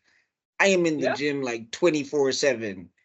Like, you're going to believe I can fight in that movie. So I don't understand why they're always like cutting out and stuff like that. It's just weird to me. It's Charlie Cox in Daredevil. It's that guy from The Rings. Shang-Chi. Oh, Shang-Chi, yeah.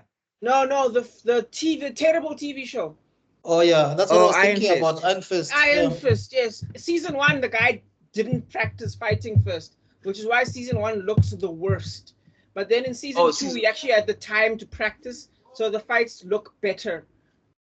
It makes that much of a difference. It matters. It absolutely matters. It literally looked like he was in slow. It looked like he was fighting, but the other guy was fighting and he was doing a kata. Yeah. Wait a minute, guys. By the way, Buck, did you give your score? No, I'm about to. I'm just trying to see if there's anything else in the trailer. Yeah, Daisy, I hope this does something for you, because Ray really hurt your career. Shout out to Kathleen Kennedy. This one, I guess I'm gonna say maybe, yeah, I don't know. I'll say +10. I'll say +10. Maybe Clive Owens and Daisy Ridley can bring it home. Maybe, I don't know. No. Clive Owen hasn't really been doing a lot of great movies over the past 10 years or so. Children of Men, Shoot 'em Up. Those days are gone. The International. Hey, Shoot 'em Up was one of the most ridiculous movies I've ever seen. It was still amazing, so fun. Though. It was so much fun. No, I mean, thanks to Paul Giamatti. No, I mean, how you have a naked gunfight? Yeah, Monica Bellucci. Like that. Monica Bellucci was just hired to be naked, guys. Let's be honest. Like, hey, dog, and to react to Clive Owen's fantastic ranting. Exactly. Look, all I'm saying is it's Monica Bellucci. Like, that's all I'm saying. Like, I ain't saying it's right. Watch that. Yeah. I'm not saying it's right. I'm just saying I understand. No, I'm saying how you kill people with carrots. Hey, dog. With I'm actually gonna watch it again. I'm gonna find it and watch it again. The climax where he sticks his hand in the fire to shoot the gun. To shoot his hands, basically. To fire the bullets. and Clive Owens is like completely undefeatable until the last sequence randomly where the bullets start having effect. I'm like, oh, now you guys can know how to aim. All right. Yes. But anyway, that's me. Zooks. First of all, you want me to believe that I'm gonna feel sorry for a bunch of rich people who are corrupt. Kill them all. Magniwe. Who's that guy in America who killed the CEO? Luigi. Put him in the room. Luigi. Let him do the job. Put Luigi in the room. And then Wow, okay.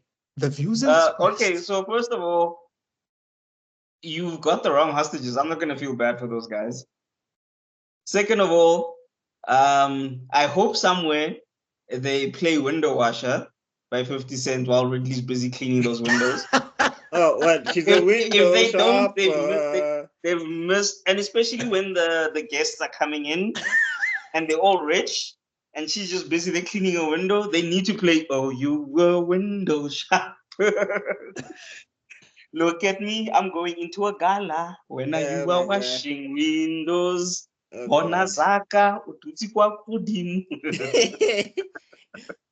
Maybe they need to have a scene. Maybe they need to have a scene where Daisy really just looks at him and is like, "I'm not saving you guys." Like, That's hilarious.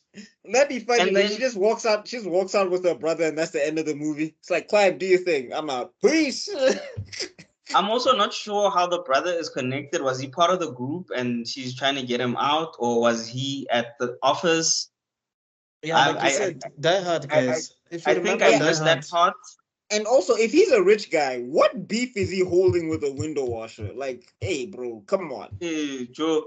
And yeah, that's what I'm trying. I'm trying to figure out. I think I missed the part where he's either one of the guests, or he was in the building for some reason, or he's one of the terrorists and she's trying to stop him from going down the wrong path. Oh, it could be that. Yeah, so I think I'm just a little lost on that part. And then the action sequence, nothing really said, okay, this is gonna be fun. And they looked okay, nothing looked fun, nothing looked because we've been talking about him the whole day, nothing looked Statham-y. So I didn't like, and then obviously building, saving people. Come on, this is Die Hard. This is that one with So, but and I think also I'm not getting, you know, the whole brother thing is confusing me. So I think I need to watch the movie to understand the brother Ungena Njani in this whole thing. Never mind their grudge, but however, it looks mid. The action isn't appealing. It's going to be very dark. I don't know what this Hollywood obsession with everything being so dark. I don't know how Dark Knight Rises, dog. Dark Knight. They still no, haven't moved no. on. Yeah, but the Dark Knight Rises. That's because Gotham is all dark and grungy and grimy. That makes sense. However, I can still see what was happening. Well, it's London, dog. It's not like that Game of Thrones episode. Oh my god, dude! My bright was on high, and I just heard people dying. I didn't see people dying.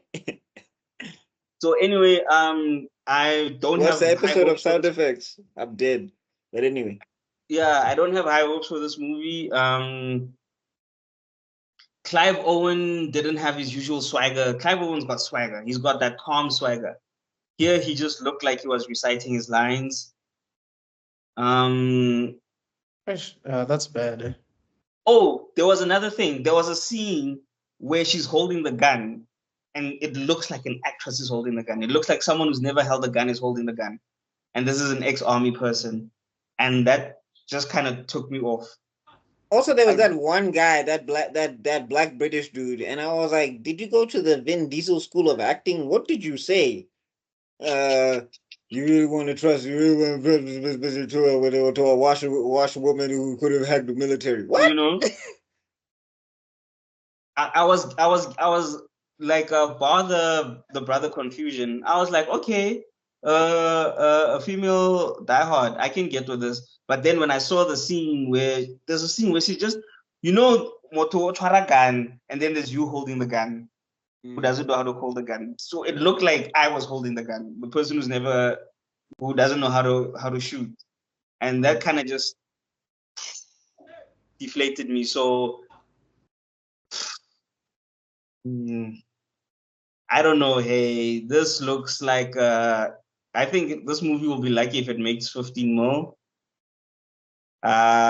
For Daisy's sake, I'll give it a -15, but I don't have hope for this movie. I think this movie will be lucky if it makes 5 more, actually, honestly. But I'm being hopeful when I give it the 15 more. Bravo. Alrighty. Cool. I think unfortunately, there's a lot of downward spirals here. Clive Owen looks like he took Botox. There's something wrong with his face. Something is very strange that's going on. Exactly. He looks so bored, right? He looks like he's reciting his lines. He's not saying them. Bruh. No, it's like if you look close enough, you can look like he's reading the script off camera because he didn't even bother to memorize the lines. Clive Owen looked exactly like that in Valerian and the City of a Thousand Planets. He also looked like that in Gemini Man. So there's something Pooza face about him, dude. Like I can't explain it. Like looks like he's got a Pooza face. I don't know if you guys know what that maybe means. he's just paying his mortgage. I don't know. Oh Yeah, also, apparently British taxes are very high. Yeah. No wonder he's kidnapping the rich. I've also heard rumors that he might not be the main character actually. I've heard rumors that actually I think that's why that guy's name, if you look at the IMDb, the other actor's name comes up first before Clive Owen. Yes. Guy named Taz. Bruh, Clive Owen in this movie has third billing, bruh. Third. Yeah. So I have a feeling they're gonna give us the old Elysium treatment, where you see what's her name? Jodie Foster. Jodie Foster, and then all of a sudden it's Sholto. It's actually Sholto Copley who's the main bad guy. I have a feeling that's what's about to happen here, because the director is a guy named Martin Campbell. He's the guy that made GoldenEye and Casino Royale, some of the best James Bond movies you've ever seen. And Vertical Limit was great. You guys know the whole Clive Owen James Bond thing, right? No. Like, a lot of people wanted Clive Owen to be the next James Bond after Pierce Brosnan, I think. And he declined it so many times, though. Like, he just didn't want to do it. He said no. Oh. So, can you imagine that now you have two people that were involved in James Bond movies? Or is it one person? Oh, one. Well, no, two people. Well, yeah. And one person, sorry. And now you look bored. Like, dude, if I were you, I would act my ass off. Very strange. I need to revive my career. But yeah, he also did The Foreigner, which was the Jackie Chan one. Yeah. Wait, was Pierce Brosnan in that one? Yes, Pierce Brosnan was in that one as well. So. And he was the most Scottish. He was the most Irish that he'd ever been. The most Lucky Charms. He was so Irish, bro.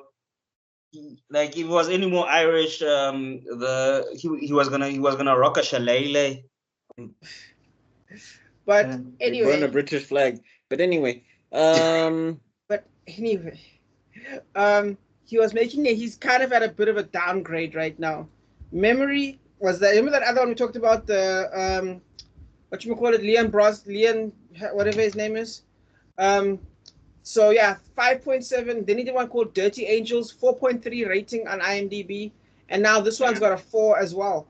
So this just is a downward spiral for such a good director. So I have a feeling this is going to do really badly. But I'm still going to give some hope, and I'm also going to say plus 5 million. Because Daisy doesn't look like, that's hope. Daisy doesn't look like she's having fun. No one looks like they're having fun. No idea was unique here.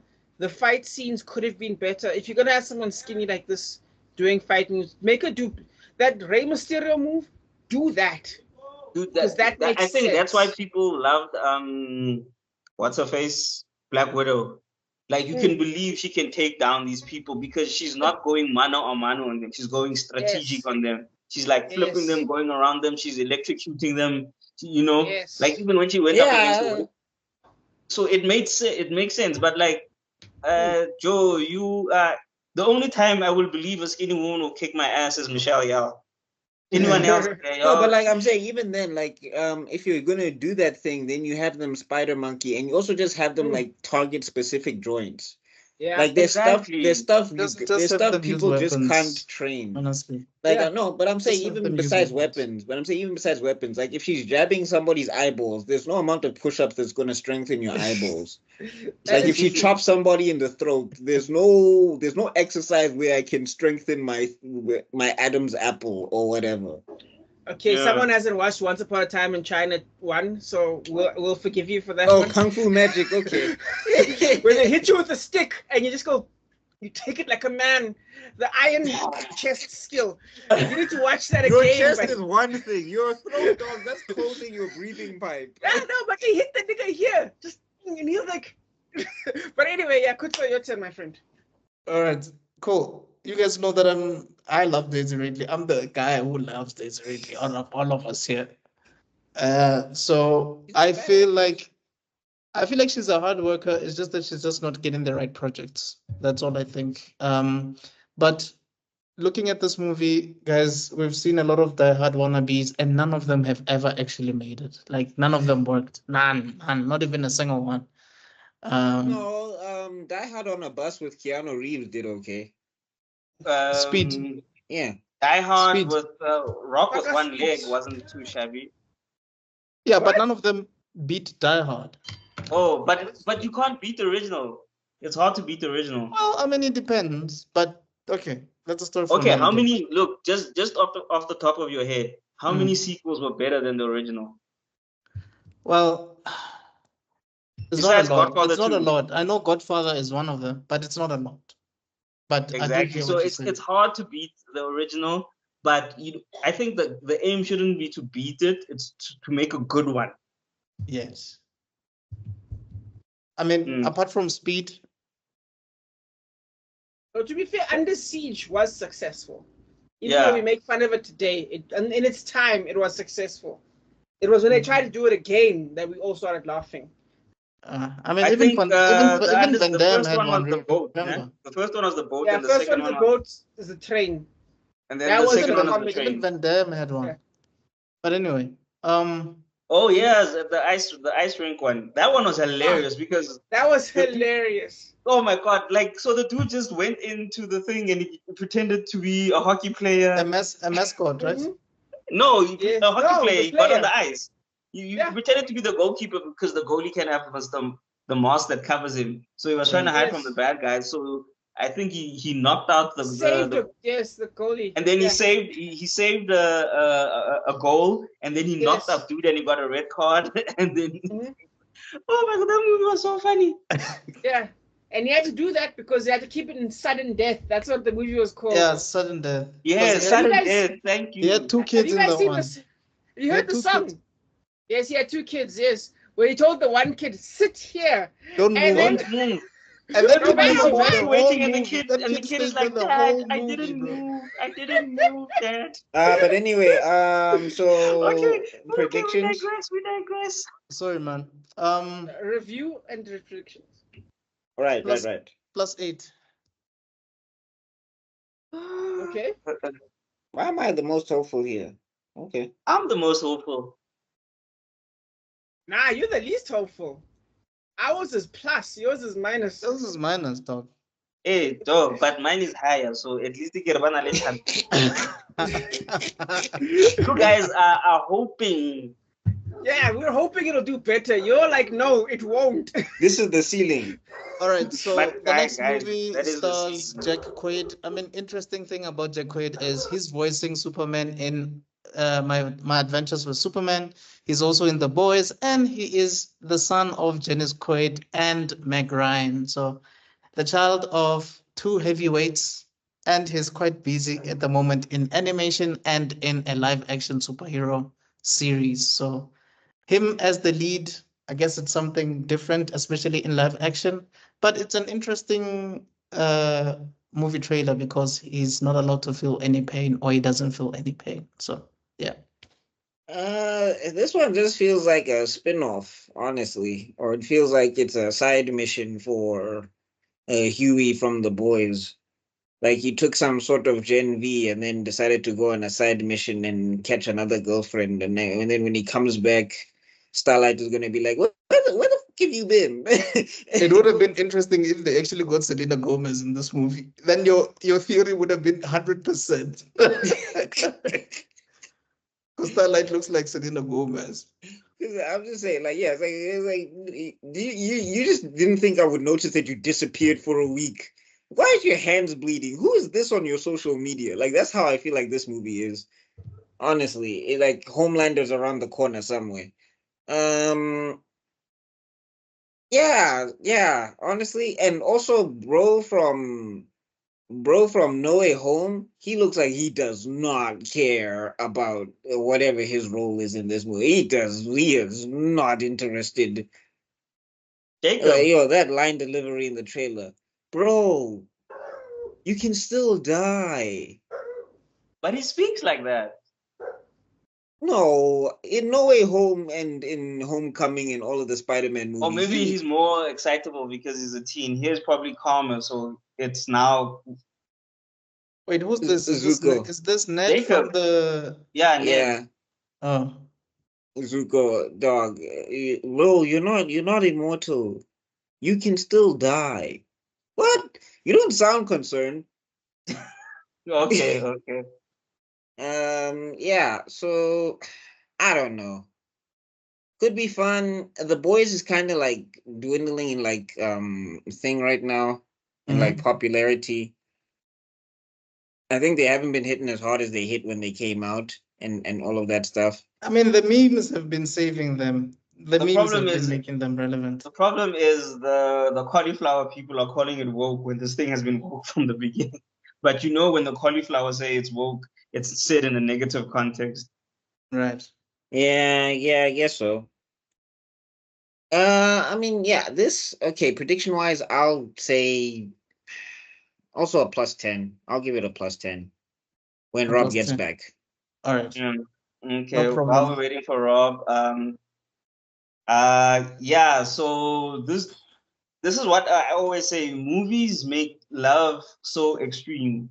This dude literally met a girl, Malvane. She gave him some, and now he's risking his life for her. This Yeah, that's girl some Romeo in Romeo and Juliet vibes. So He's that's cutting that's up his always, like you still get sick, dog. I get you don't feel pain, but like you're still cutting yourself up with glass. Like that's still gonna get infected. exactly, and you probably won't even notice that it's infected. You're just gonna smell it, and then it's gonna have to be chop. So yeah, movie looks okay, looks fun. It would have been cooler if he was a Statham guy, ex Special Forces, whatever. Because then the action would have been much more. The action would have saved it. The action would have made it fun. Would have great. But now he's this bumbling guy who's just killing professional killers. Like really, just like. Yeah, I get you can't feel pain, but they can still put a bullet in your head. And never mind that, they can still whoop your ass. Like if I go against John Jones and I can't feel pain, I'm still getting my ass whooped. I just can't feel it. Right.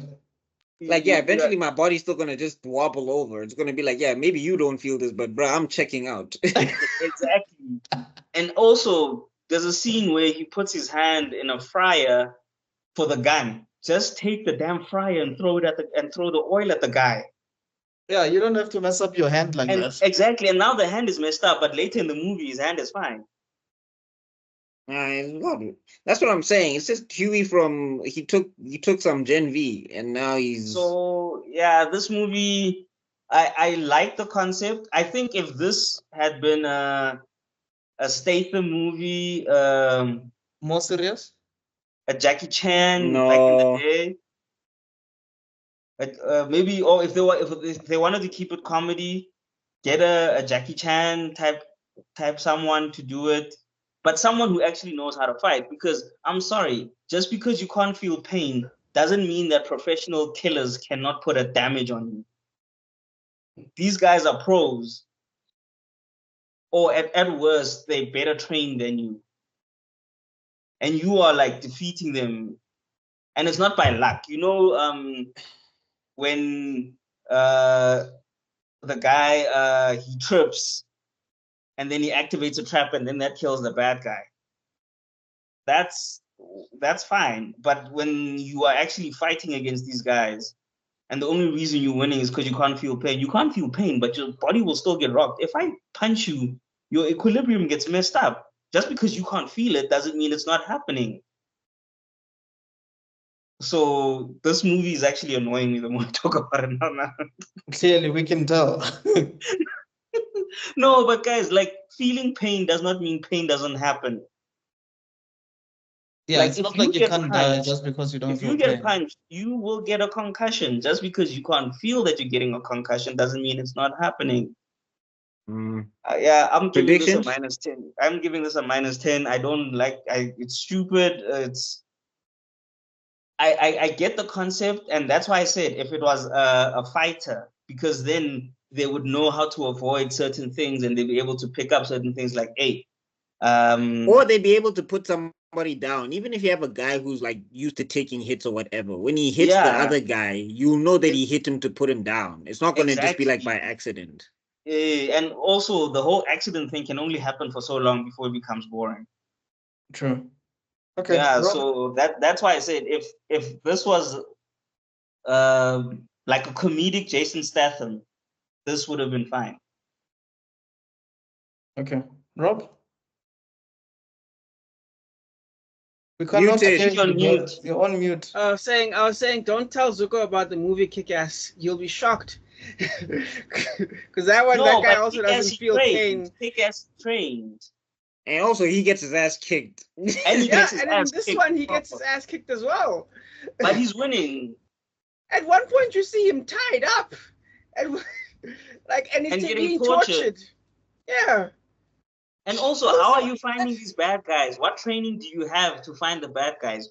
Who do you have on the inside that's a cop that's telling you, hey, go there to Sunnyside. That's where the bad guys are hiding. Like, what the hell? Like, guys, there's not enough. There's not enough information for me to make it believable that this guy, who is an accountant and is just an accountant, is not a Ben Affleck accountant, has enough skill to go track criminals that the cops can't find. And I know cops in movies are always useless and in real life, but at least they have a basic understanding of where to find the bad guys. This guy doesn't even know where to start. He's not hooked up in the criminal underworld. So how is he finding these guys? Okay, Robo. Before you guys, another I'm gonna keep quiet before I burn something down. Now, before he goes Kanye on us on Sway in the Morning. You ain't get the answers, Rob. You ain't get the answers. How, Cam? You don't have the answers, Cam. You don't have the answers, Buck. How, Rob? But yeah, okay. Let's just skip ahead, and I'll just say, to me, the action scenes, I wouldn't be surprised if the guy, I haven't looked it up, but the way the action, the cinematography was moving, I wouldn't be surprised if the guys who made Upgrade were involved in this movie. I know you guys know the movie Upgrade was fantastic. The one with the one where the computer AI is in the guy's head. With Proto Tom Hardy. Basically the good Venom movie. Timu, yeah. I was gonna say Timu Tom Hardy. But yeah. Damn. But yeah, so for me that gave me a little bit of excitement because it looked like that's the angle they were going for, and if that, especially with like the small room action scenes, I'm like, there's hope there. It's a better premise than, again, Love Hurts. Yo, that one makes me angry. But yeah, so I'm gonna give this one. What did I write here? I'm gonna say -50 because I think even though the boys have gone down dramatically in quality, I do think Dennis Quaid still has some pull. Jack Quaid. That's Jack Quaid. That's what I meant, yes. So I'm going to give it -50. That's like calling Gohan Goku. Hey, Ntanga, 609, hey, nepotism. It's all in the family. Well, he's a good actor, though. I'll give him that. He's got he is. Yeah. Especially in dramatic moments, he really knocks it out of the park. You see, this is the Nepo babies we like, guys. Nepo babies with talent. We don't hate them. We don't mind Nepo babies with talent. Yeah. But let's see him in other things. Like Zoe Kravitz. He's been in a few things. Okay. So for me, I like this trailer since I saw it like last year already. It looks fun. It looks like he's having fun. I don't think this movie takes itself seriously, and I don't think it should. But can he carry a movie? I don't know. He's clearly carrying a series, but I guess people would disagree and say Homelander is carrying the boys. However, it's between him, Homelander, and Butcher. So it's not him alone. Yeah, and sometimes it's Mother's Milk, but yeah, that's a story for another day. Yeah. So I'd give this movie a plus 20 million. That's hopeful. If it ever wins an Oscar in anything, it'd probably be practical effects or makeup. Maybe. That's it. Yeah. Maybe. Oh my Okay. God, are we here? Oh, Oh, The Disney people I've got choice. 20 seconds remake for this number one. 4012. Snow White. Okay, so I don't know what's happening with Gal Gadot. I don't know if her hanging out with the Israel IDF crew has made her practice her evil. But she, in some of the scenes, she does look like she's more evil here. So the views She expressed. was probably picturing Palestinians. The views expressed. She was probably picturing Views Palestinians. expressed. Yeah, no, The she's views yeah. 100% expressed. Jesus Christ. Guys, we already had hot water with Israel. I don't know what you're talking about. No, but it's a court, guys. We took them to court. And that went great for us. And now Donald Trump is angry because we took his body to court. But anyway, yeah, this looks uninspired. The CGI looks bland. The dwarves look weirdly proportionate I mean and the little everything. people. I wonder if they'll call them the little people. I don't know what they're gonna call them. But Well, I'm Snow not White and the referring. I'm Seven not Little referring. People. I'm not referring to actual real little people in real life. I'm The talking Cthulhu about the Snow White dolls. stories. no, I That's know. what they called in the Snow White story. I So know. they have beef with Disney and the people who wrote Snow White, not me. But yeah, Right. they look weird. Like they're going for those cartoony proportions, which just doesn't make sense and clashes with everything that's going on. The lady who's acting as Snow White, she looks like she's trying, but she's not good. You know that she was cucking on this thing for a long time, right? Yeah, that's the other thing. The controversy of this movie is going to hurt this movie bad, and she was like the cause of a lot of it. Because the thing is, like, if you're trying to sell a movie, don't beef with your audience. Okay, what was she saying? I missed the controversy. I mean, she was just saying about how if I'm walking, like we're taking Snow White and making it better, and it's not going to be this Damsel in damsel in distress. distress and We took all my of that prince to stuff. kiss Yeah, her type yeah. thing. Like she's going to be active in the story, This is which not no, She 1930. called the old one outdated, basically. She Yeah, called this the is old not one look, outdated. 1930 and or not 1940. totally incorrect, but I think the thing is also like what she was saying was is also like was this like like this is gonna be like she was doing that Brie Larson thing where she was coming hard at dudes. I'm not sure why. And then also at the other time, and the other thing is she was saying that like what's this? If I'm gonna walk around in a Snow White costume all day, you better pay me. And people were just like, but you were paid. That's why they hired you. I don't know what your point is here. And also, So like, who are you? You Umafikizolo, like, calm the fuck down. see, You don't even have a people. You don't even have a Njalo. People's Choice Award. Like, calm down. No, I mean, yeah, yeah. So like she was bucking her chest a lot. And I mean, like, there is a point to stand up for yourself, but there is a point where you're just when you become unlikable because you're just like grating on people who even liked the original Snow White or whatever.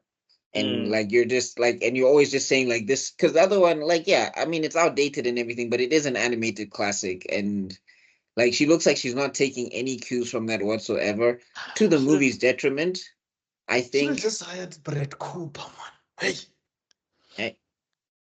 Yeah, so this one looks very boring, very uninspired. Looks like it's going to be on the lower end of Disney remakes, and Disney remakes aren't that high to begin with. I'm saying maybe plus 30 for this. That would be the worst Disney remake In history. in history, dog. Yeah, but people are sick of them anyway. Okay, she just does like, have a People's Choice Award. My bad. Yeah, I figured. No, yeah, but I'm just saying. Also, just actors out there, don't be mad at the people who are going to watch your movie. You need them. And also, Don't you be- signed up to this thing. You read the script and you signed up to it. Like, She should unless have just they kept quiet until like 10 years later and then unless typed they the gave movie. you they signed you on script A, and then when it came to shooting, there was script B. Then shut the fuck up. You signed up to this thing. You saw what it was. Yeah. Also, just a quick shout out to apparently the little people community did want to act in this film or whatever, and Disney just hard righted into CGI. It's So Peter I don't know if Dinklage. that's I don't know if that was Peter Dinklage said something, and but I mean also actors shouldn't be affecting your hiring practices, especially a famous little people actor like Dinklage is doing great for himself. There's other little people actors that probably need work, so just if they're down, just hire them. And also, all Dinklage said is like, don't make roles only where it's Snow White and the Seven Dwarfs. Like, just give us in other roles. That's all he said. He never said this is bad. He just said give us more roles. Just don't give us the same why roles. are we still doing this? He said that. He said, why are we still making these movies? That's what he said. Oh, I remember it was the exact words. Why are we still making these kinds of movies? Well, my but bad. is it not a good question? I thought he was just saying, give us more. Like, I'm sure that's what he meant, but at the same time, that's what he said. It's like black people complaining about slavery movies. That's the equivalent of this. But I'm just saying also at the same time, if we're looking at what the dwarves in Snow White do, they're not like they're the heroes of the movie technically because Snow White only survives because of them. Yeah, so it's not a derogatory role. So that's why but I'm saying the fault is still on Disney because why are you letting outside people who are not in your hiring process, who are not funding the movie at all, determine how you hire actors? And it's like no, and I was like, and it's like one actor. It's not like they formed a union and they said stop these things. Hey, but if Sidney Poitier says your movie is racist, do you not hesitate? Do you know what I mean? Or Denzel Washington. Do you know what I mean? Okay, then regroup. Go to him. Have a meeting. Like, what are you talking about? Like, don't now cancel everything without doing anything. I think that's also the problem. Like, someone says this is a problem. Yeah, instead of correcting the mistake, you just scrap it. Then why didn't they fire Rachel Zegler then? Why didn't they get someone else after all her comments about this movie? They were probably too far in shooting. It was just going to cost them too much. Collected the money already. Yeah. Also, let's rather fire 7 guys instead of firing the main. Remember, she's the main person, so getting rid of her, not a chance. Anyway, Zuko, your thoughts? Yeah, uninspired, boring. I don't see the point of this and also even I thought the Rachel, until I saw Gail Gadot, I thought this was CGI. Like she looked weird. I thought her face, they CGI her face or some shit. I thought the whole thing was CGI until I saw Gail Gadot. You know, Rob and I actually spoke about this, that the mirror on the wall is lying his ass off. There's no way she is more fairer than Gal Gadot. Not even a chance, bro. And this is not me being like, not even a chance, bro. Like, not even a chance. She's a fine-looking woman, but she is not the finest-looking woman in that movie. No, like you're capping, Mira, dog. Mira, why are you capping, dog? Like, and also, if you're gonna do that, at least Zama makeup anyana imutile just a bit out nyana. The proportional must not be proportional, so that at least we can see where there's some beauty nyana there, mar. Yeah, sure. But when you just leave an so and then we're supposed to believe who Rachel want to pet something. Anyway, also this I don't know why they could have just re-released an old movie. There was no need to make a new one. I mean, Snow White with emo girl. Ghana, who's emo girl? That one. Kristen Stewart. Yeah, Kristen Stewart. There's a lot of them. I mean, even Lily Collins did one with Julia Roberts. And then there was one with Kristen then the one that right? With Lana Lang. Yeah, the one where she learns kung fu and stuff, and she becomes a Robin Hood thing. That was a nice twist on it. If they wanted to add a twist on this, they didn't even add a twist. All they did was take her to Enchanted Forest, and that's it.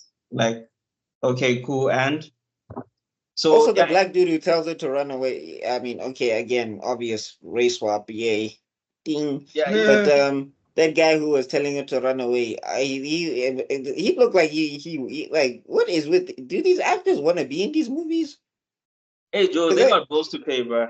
Because that bro was just like, the queen is evil. You must run to the forest. Really? Should I? You sound like it's not that Can we do another take? Nah, dog, we gotta go home. We gotta go home.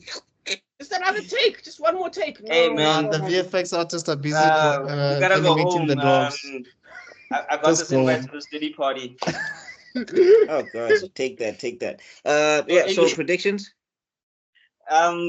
Because it's Disney, I'll give it a +20. But if it was any other movie, I'd give it a -5. The only reason I'm giving that is because it's a Disney. Otherwise, this is a -5 because there's nothing new, there's nothing original. They haven't. Sometimes it doesn't work, sometimes it works, but there's no spice. How it's like you went to ShopRite, you bought barbecue, you bought 6 gun, and then you just use salt.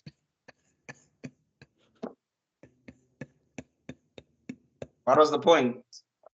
You should have just left those spices in the store.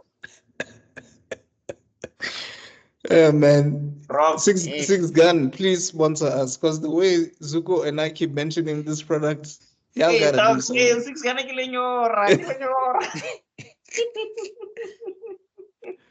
Yo, Rob, it's you, bro. Alrighty. Well, a Disney movie is still a Disney movie, so I'm gonna still say +50 though. I do think this will do badly. I think it'll break records in how badly it'll do. But I still think, depending on how much time there is before our next viewing, I think it'll still make that baseline. Because there are people in like Indonesia who don't know about it, who will watch it by mistake.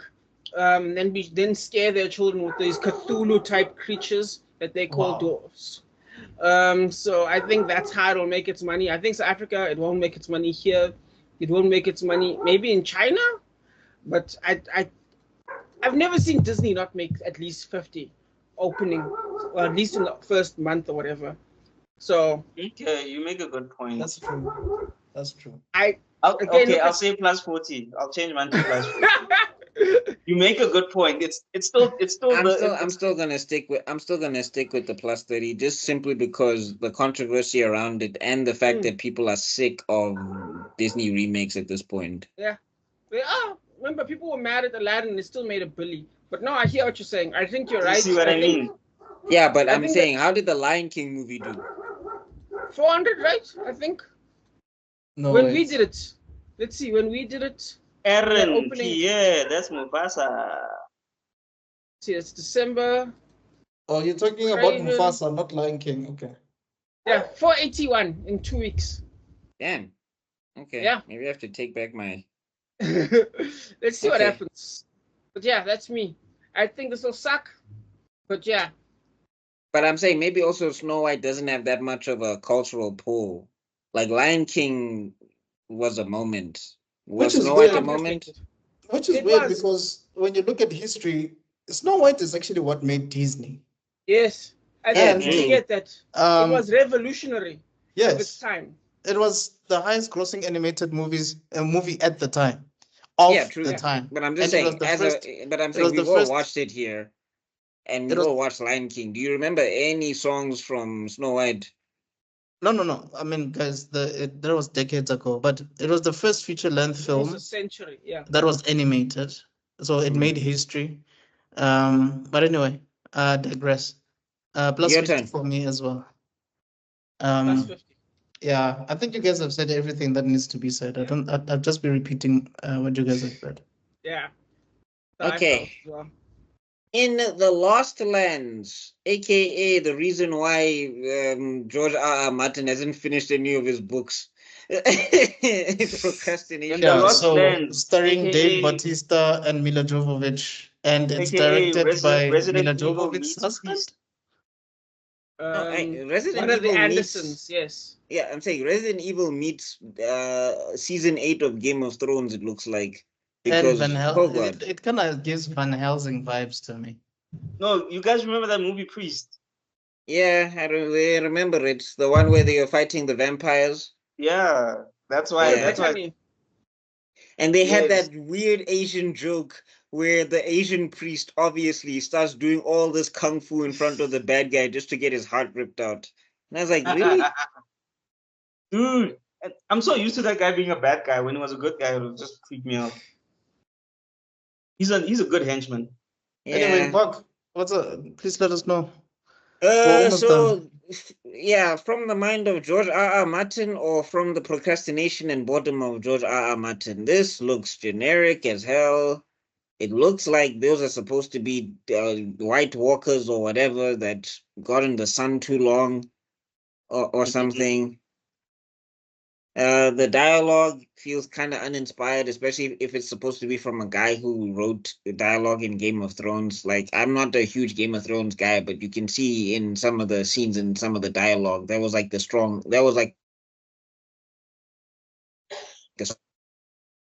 political intrigue and the human interactions that was carrying that show. So this one, it feels like it's lacking that. Mila Jovovich looks like she is. Batista looks like he's acting.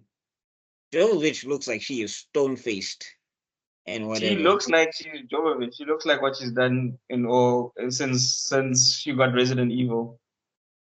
Yeah, I guess.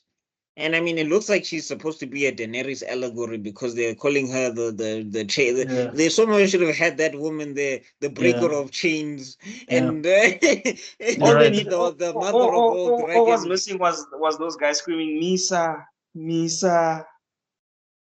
The mother of all dragons. All she needed was some brat to simp after her and die, and then it would have been package complete. Yeah, it looks like Game of Thrones light and not in a good way. And some of the things don't make sense. Like when Batista says, or whatever his character is, when Batista's like, when we go out of here, the rules of nature do not apply. And then they surround themselves in fire, and then they kick canisters and like blow it to make the fire bigger. Where do those canisters come from? Because when they surround them in fire, there's no canisters. No, why is the fire just surrounding them? No, because they're trying to keep those things out. But I get it, but I'm just saying there's nothing on the ground that's keeping the fire away from them. This is like Fast and Furious physics where... No, remember, it's on the ground, so they probably... Okay, this is just an assumption. He probably poured the liquid on the ground and burnt it. It's not... He didn't just light the ground and it... I'm hoping so. They better show that in the movie, because otherwise, now I'm thinking it's Fast and Furious physics, because there's some shots where it looks... Uh-oh. Oh, you back? Oh, okay, I'm back. Anyway, I'm saying there's some shots where it looks like he's close to the fire and his clothes are just fire resistant. And I'm like, okay. Yeah. And the joke of she hired me first. I don't know. George, are you going through a Frank Miller renaissance where the pen is not hitting as much as it used to, bro? Because of course it's not hitting. He's busy with the groupies now. Yeah, I'm gonna say maybe plus 50 because it looks so generic. And also, I don't like the fact that the black people are the bad guys chasing the white woman. Guys, I was waiting for that. Come on. We need to stay focused, brothers. Like, unless you're supposed to be an allegory for a nuke that's going to destroy the world, this is not a good look. That's all I'm saying. Anyway. We need to stay focused, brothers. The coonery must stop. Zeus? The coonery must stop. Stop being a snow bunny chaser. So, Rob, you're going to write that, right? Zeus, that's you. Yeah, I've already started. I'm started on mine. I'm saying the brothers need to stop chasing these snow bunnies. We need to focus and come together as a okay. Dr. Zuko Johnson. We need to stay focused, brothers. Anyway, so this movie looks like what it is. It's gonna be a fun movie. It's gonna be a priest. It's gonna be a legion. It is what it is. I'm not expecting adding R.R. Martin to it. It probably will get a bit more. If it didn't have R.R. Martin, it was probably going to be a 20 million movie, 15 million movie at best. But with Martin on it, the thronies will go there to try and I feel like they'll roast it to oblivion. That's why they'll go, so that they can roast it. They're gonna hate watch it. Oh, okay. Yeah. Because remember, they're still waiting, bro. Like, this dude was supposed to. He's like 3 books behind. I think it's 3 books. He's released. They might as well write the story themselves at this point. Yeah, he's released. He's supposed to release 8 books. I think he's released like 5, and the 7th book is already supposed to be out. So, and he hasn't released the 6th book yet. So that tells you everything. So it's probably going to be a hate watch. That might push the numbers. The action looks cool. The fire scene did confuse me because if you're gonna cover yourself in fire so that the things don't attack you, why is it so close to you? And then where do the barrels come from that you are pushing? If you are shooting barrels randomly, that makes sense because they're just there for whatever reason, because movie logic dictated that they must be there placed strategically so that you can survive.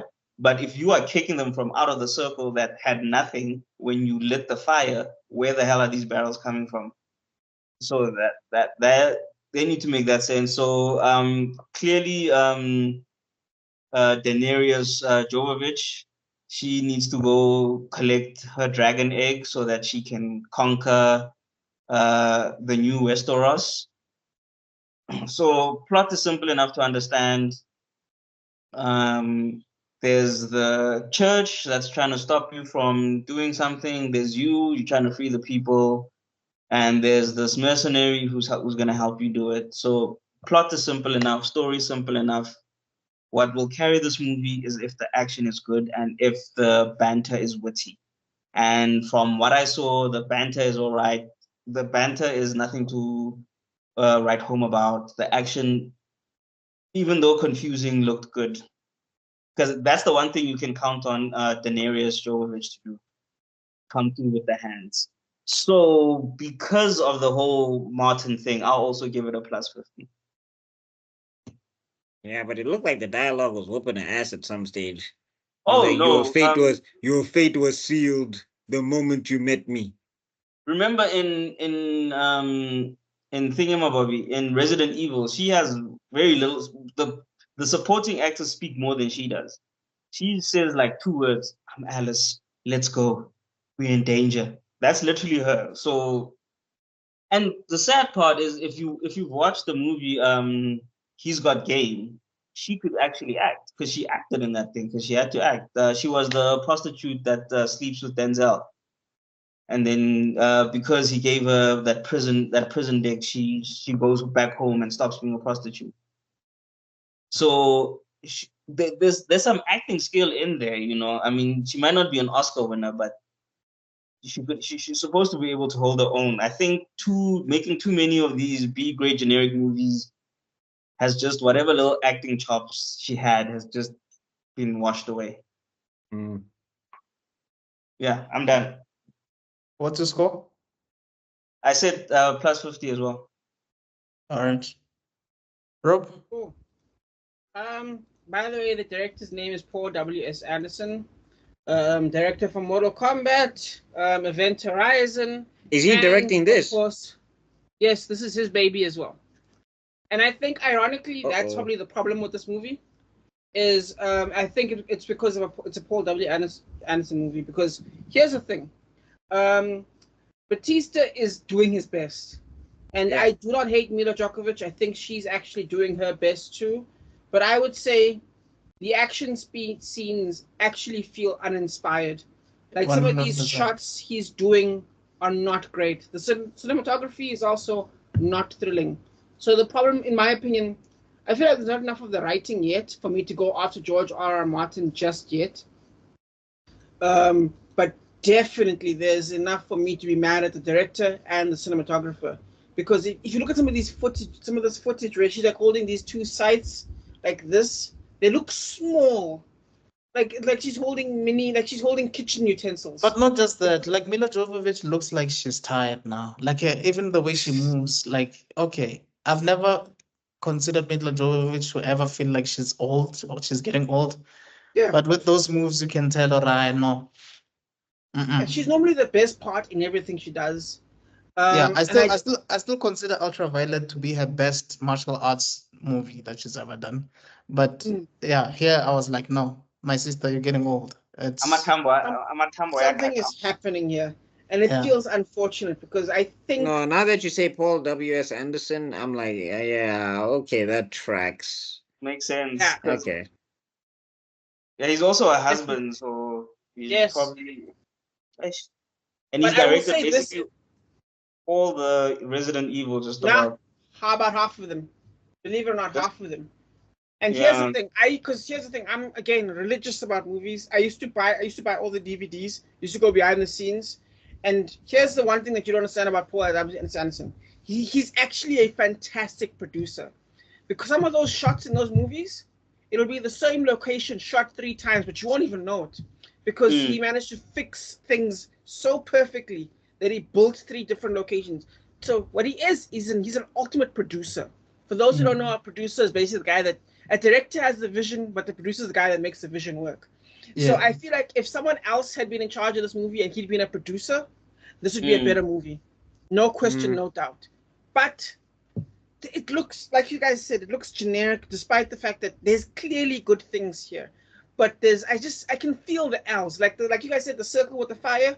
That circle with the fire where he kicks the barrel, it was too small a circle.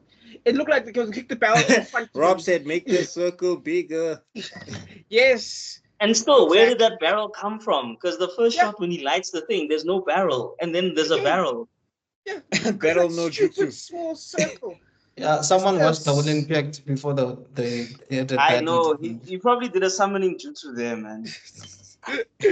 But anyway, 25 million for me. I have hope that the name George R. will get some energy for it, but I don't have hope. Because Batista's growing, and I actually feel like these are the kinds of movies he should make, because one of them will blow up with his face on it. Whereas if he does big things, it'll never blow up with his face on it. I just don't see that happening. This is what he should be targeting, and he stands a chance here. Even with the Riddick movie, I thought he looked pretty great in that one. Just shouldn't be Paul W.S. Anderson. Anyway, that's me. Kudzo? Look, I think we can all agree that Dave Bautista is probably the best actor to come out of WWE. Yeah. So the thing about him is, I mean, I'm not sure if you guys have watched Glass Onion, but he was brilliant in that movie. And he didn't even do any action in that movie, not much action. So for me, I think he should pivot into more dramatic stuff than action stuff, because he's already done that. He doesn't have a point to prove anymore. But that's what he's doing. That's why he lost the weight. Yes. So that he can become into because if you like the dramatic big guy, it doesn't really work. Yeah. I mean, he can do it. It's just that they won't cost him.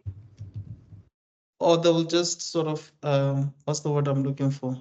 No, but I mean, he has a chance to be versatile. Like I think, yeah. I think, like, I mean, he still looks like a big dude. Like, even though he's lost all that weight, like, you look at him in this trailer, he still feels like Batista. So I definitely think he can go into more dramatic roles, but I think he's good enough that he can. He's lost his weight more to the end of last year, this year. So this is probably when he was still losing the weight. Maybe. Yeah. Well, anyway, I'm saying I think he can do both, because I think he's also funny. Yes. Like there was that one assassin movie he did. I mean, they spoiled the movie in the trailer because obviously. But there's that one movie where he thought he was dying, and then he put out a contract on himself, and now he had to rescind it. And he has some funny line delivery in there, so I think he can do both. But anyway, sorry, Kim, go ahead. It's okay.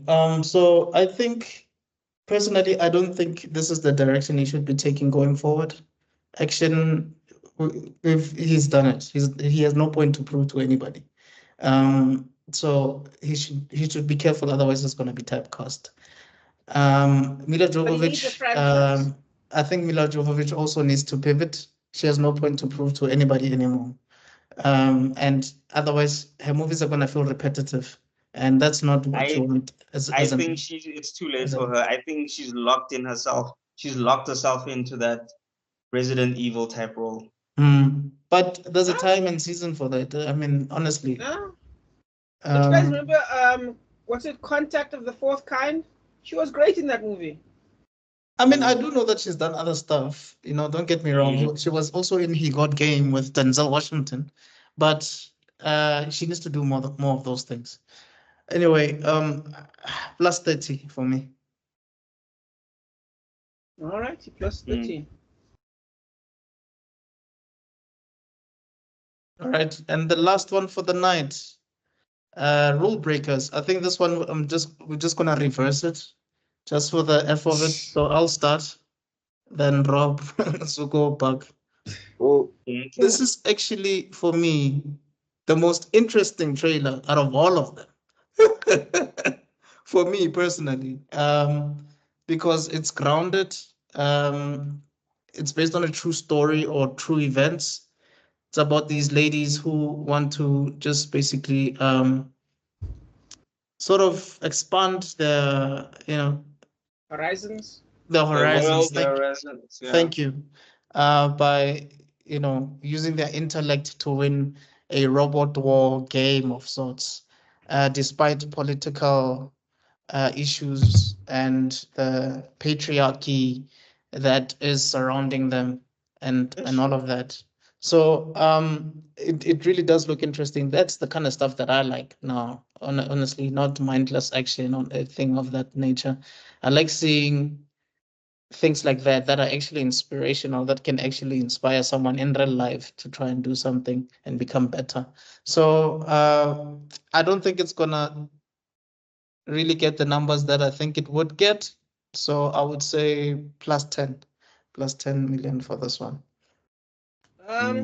Just remember, it's made by Angel Studios, who are the same guys that made that Foundation movie. They're also the same guys that made that Foundation movie, Sound of Freedom movie. Remember the black people with the knight in shining armor or whatever? Foundry, maybe? What was it called? I'm sure there was an F there. You guys know what I'm talking about? But the Forge. There we go. See, you remember it too. But that foundation of... When you said knights in shining armor, I was like, black people, knights in shining armor. Where did I miss the Black Knight? I knew you were gonna say Black Knight. I knew it. Wait, Martin Lawrence? No. I was saying, when did I miss the Black Knights? But yes, The Forge was that movie. It actually made a lot of money. It's made by the same people. The one where they randomly had a sword in office hours. Yes. Like, why are you guys role playing Lord of the Rings? Go home. Actually, I saw a clip from that movie and about the sword, and it actually makes more sense than we thought. But anyway, it's symbolic. It's symbolic, that thing. Yes, but I feel like you don't need Knight of the Round Table to make a point. But okay. But you don't have the context. An AI of Bach. But anyway, I think this will actually do surprisingly well. I think at least it's got the grounds to do surprisingly well. As for the trailer itself, it kind of... I like the idea of it. I mean, it's a highly oppressive government system. I mean, you can't leave the country without your husband's approval type stuff. Women aren't being limited with readings, but there's a lot of opportunity here. The only question is, will it make money? Yeah. And that's the tricky part. And I think, I'm going to say no, not really. So I'm going to say negative 30 million. That hurts my feelings. Because again, I think the acting here, I think these ladies did a great job setting up what was happening. Bro, they're giving their heart and soul into this movie. Yeah. But you even if you said the movie ticket was free, I know I wouldn't watch it. And I feel like other people wouldn't either. So I said minus 30, sorry. Even if you wouldn't watch it? Even if it was free. Like, oh guys, I've got free tickets. I've got to wash my hair that day. Wow. Wow, TN. Wow. Hey, being bald is a job. But anyway, I think this will be a cult classic. I think at home we'll all watch it and enjoy it. But I just assuming it has good pacing, but we'll have to see. Anyway, minus 30, that's me. Gentlemen? Okay. Yeah. Movie looks great. The story looks good. The trailer, unfortunately, just felt it told a little too much. That's my real only criticism. I feel like I've basically watched the movie. I just need I basically just need like conclusions. I know what happens. I just need to know like here and there how it concludes.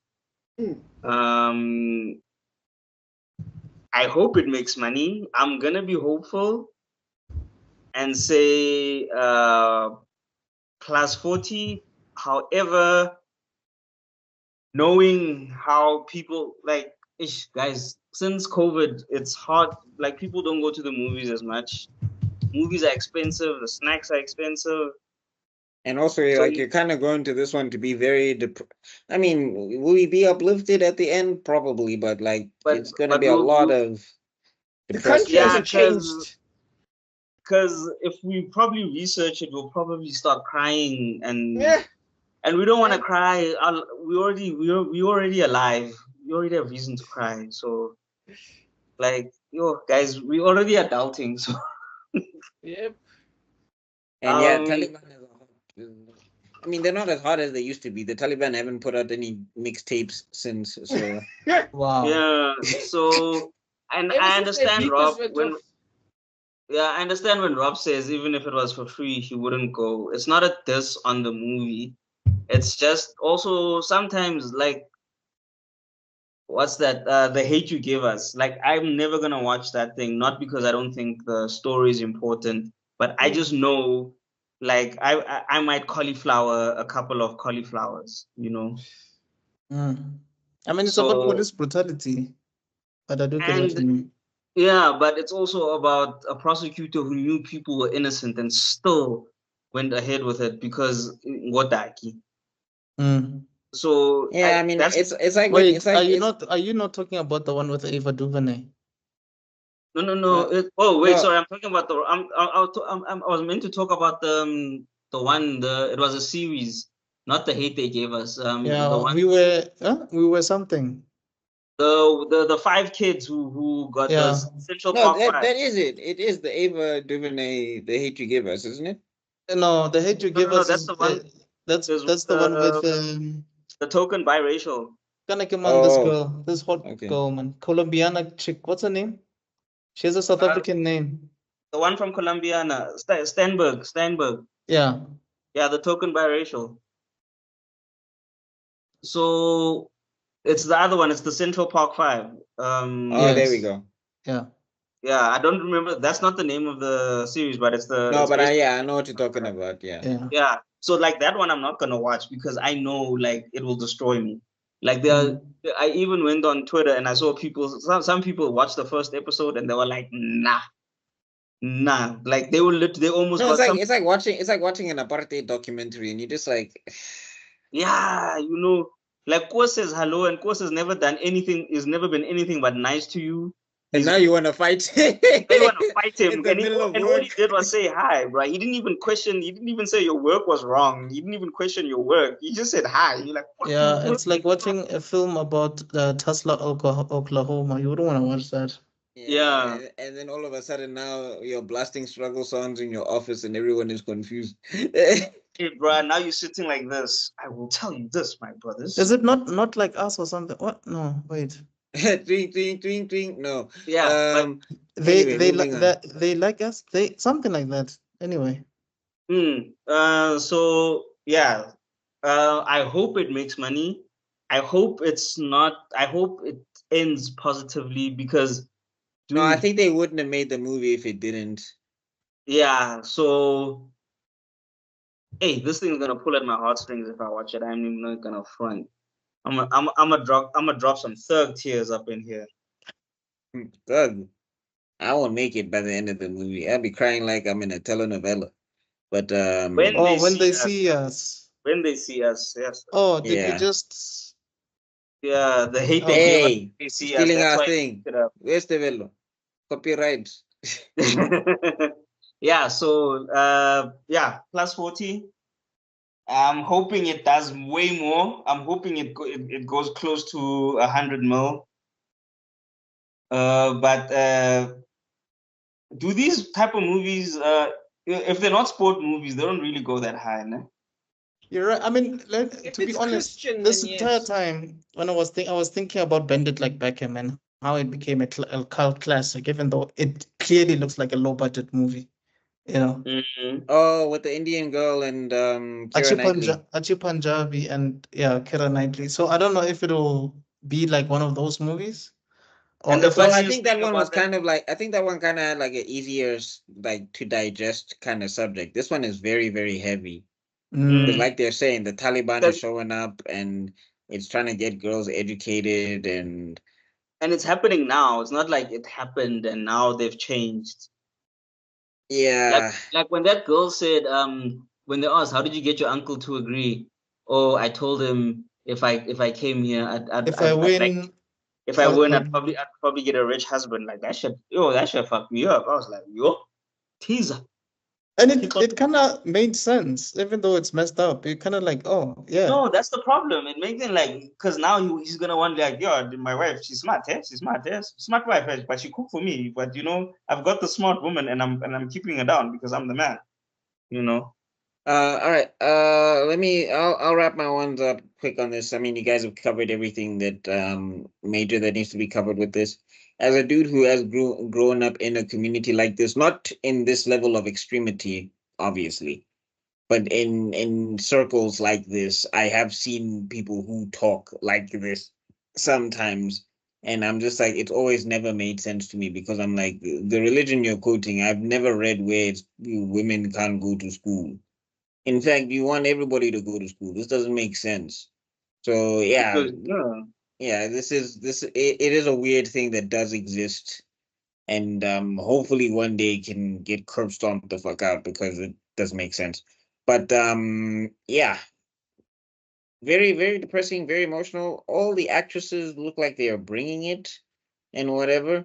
What's sad is that hopefully I'm hoping the Muslim community embraces the movie and not tear it down because there's 2 seconds where women have their hair showing, because that's a big deal for people who don't know.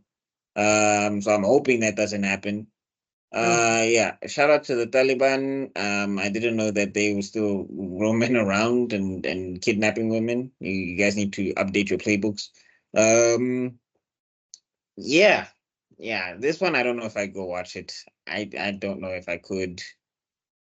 It's a lot going on in the movie, and it's like, am I gonna pay $200 to go get depressed? Feel like I can do that online. You're muted, Zooks. I just need to like pay for it online. I just need to think about my life. Yeah, the depression will come right there and there. Yeah, I hope this does well. I'm gonna say plus 40. I hope it does well. But I also feel like So I sometimes you just don't need get a movie. I'm saying sometimes you don't need a movie for these things. Sometimes people should just, be aware of it and just be like, let's fix it so people don't have to make movies about this stuff. But anyway. So Hidden Figures had a budget of 25 mil and it made 236.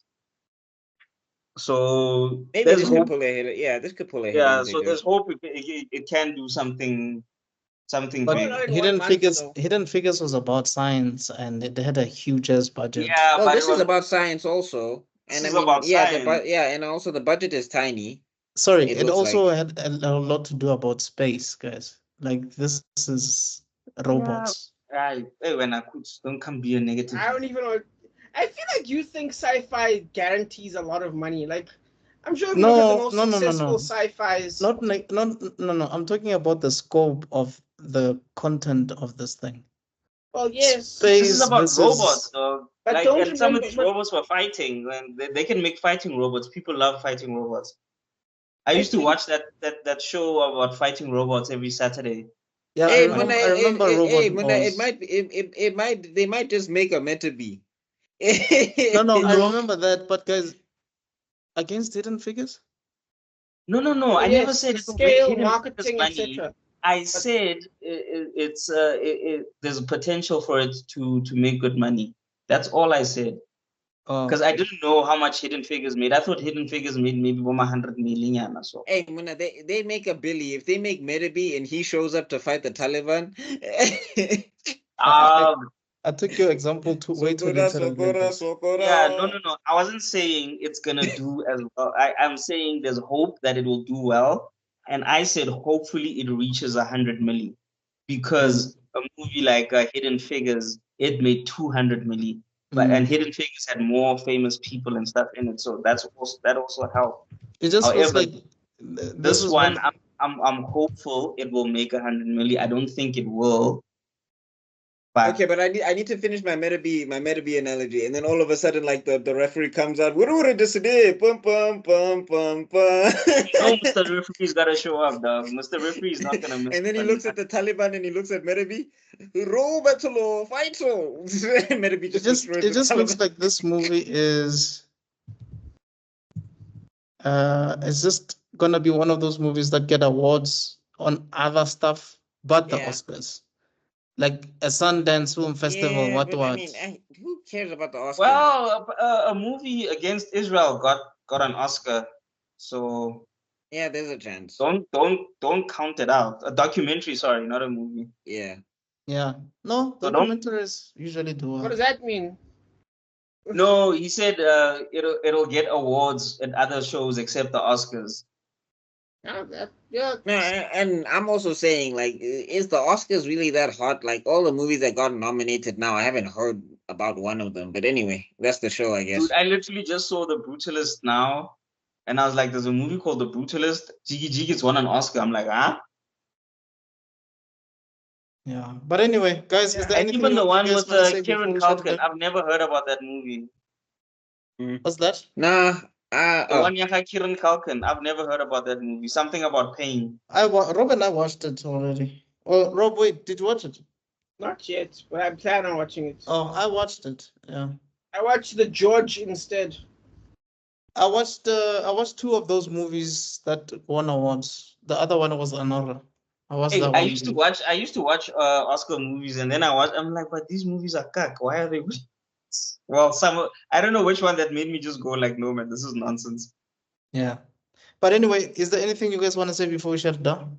no, I think I covered everything. I think we covered it. I think we got a lot of okay movies. I don't think there was any blockbuster here, so I don't think there's anyone who's gonna be disappointed if a movie doesn't pass 50 million.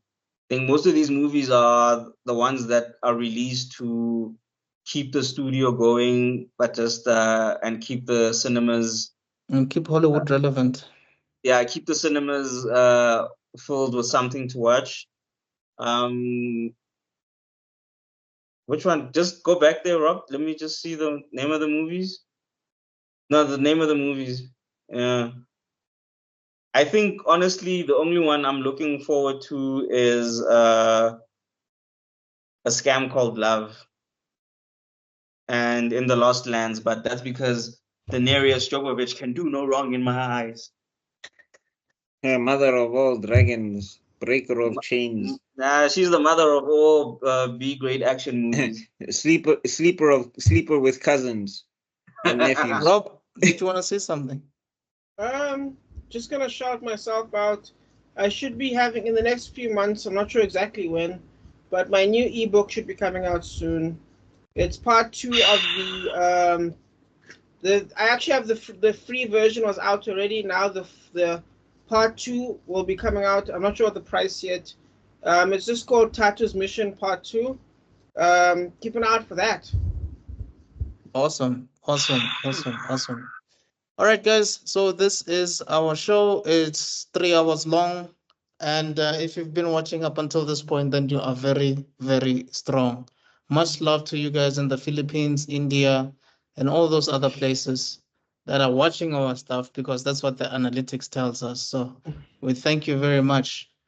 So yeah, this is the first episode of Cinema Soda, giving you our taste in movies, film predictions, box office results, and anything else in between that we find interesting. So for myself, Mr. Stroden, Rob Siveko, Zanuzikum Langmo, and Buckmeister. We shall see you guys on the next one. Cheers. Azisha. Peace. Okay, gents, I'll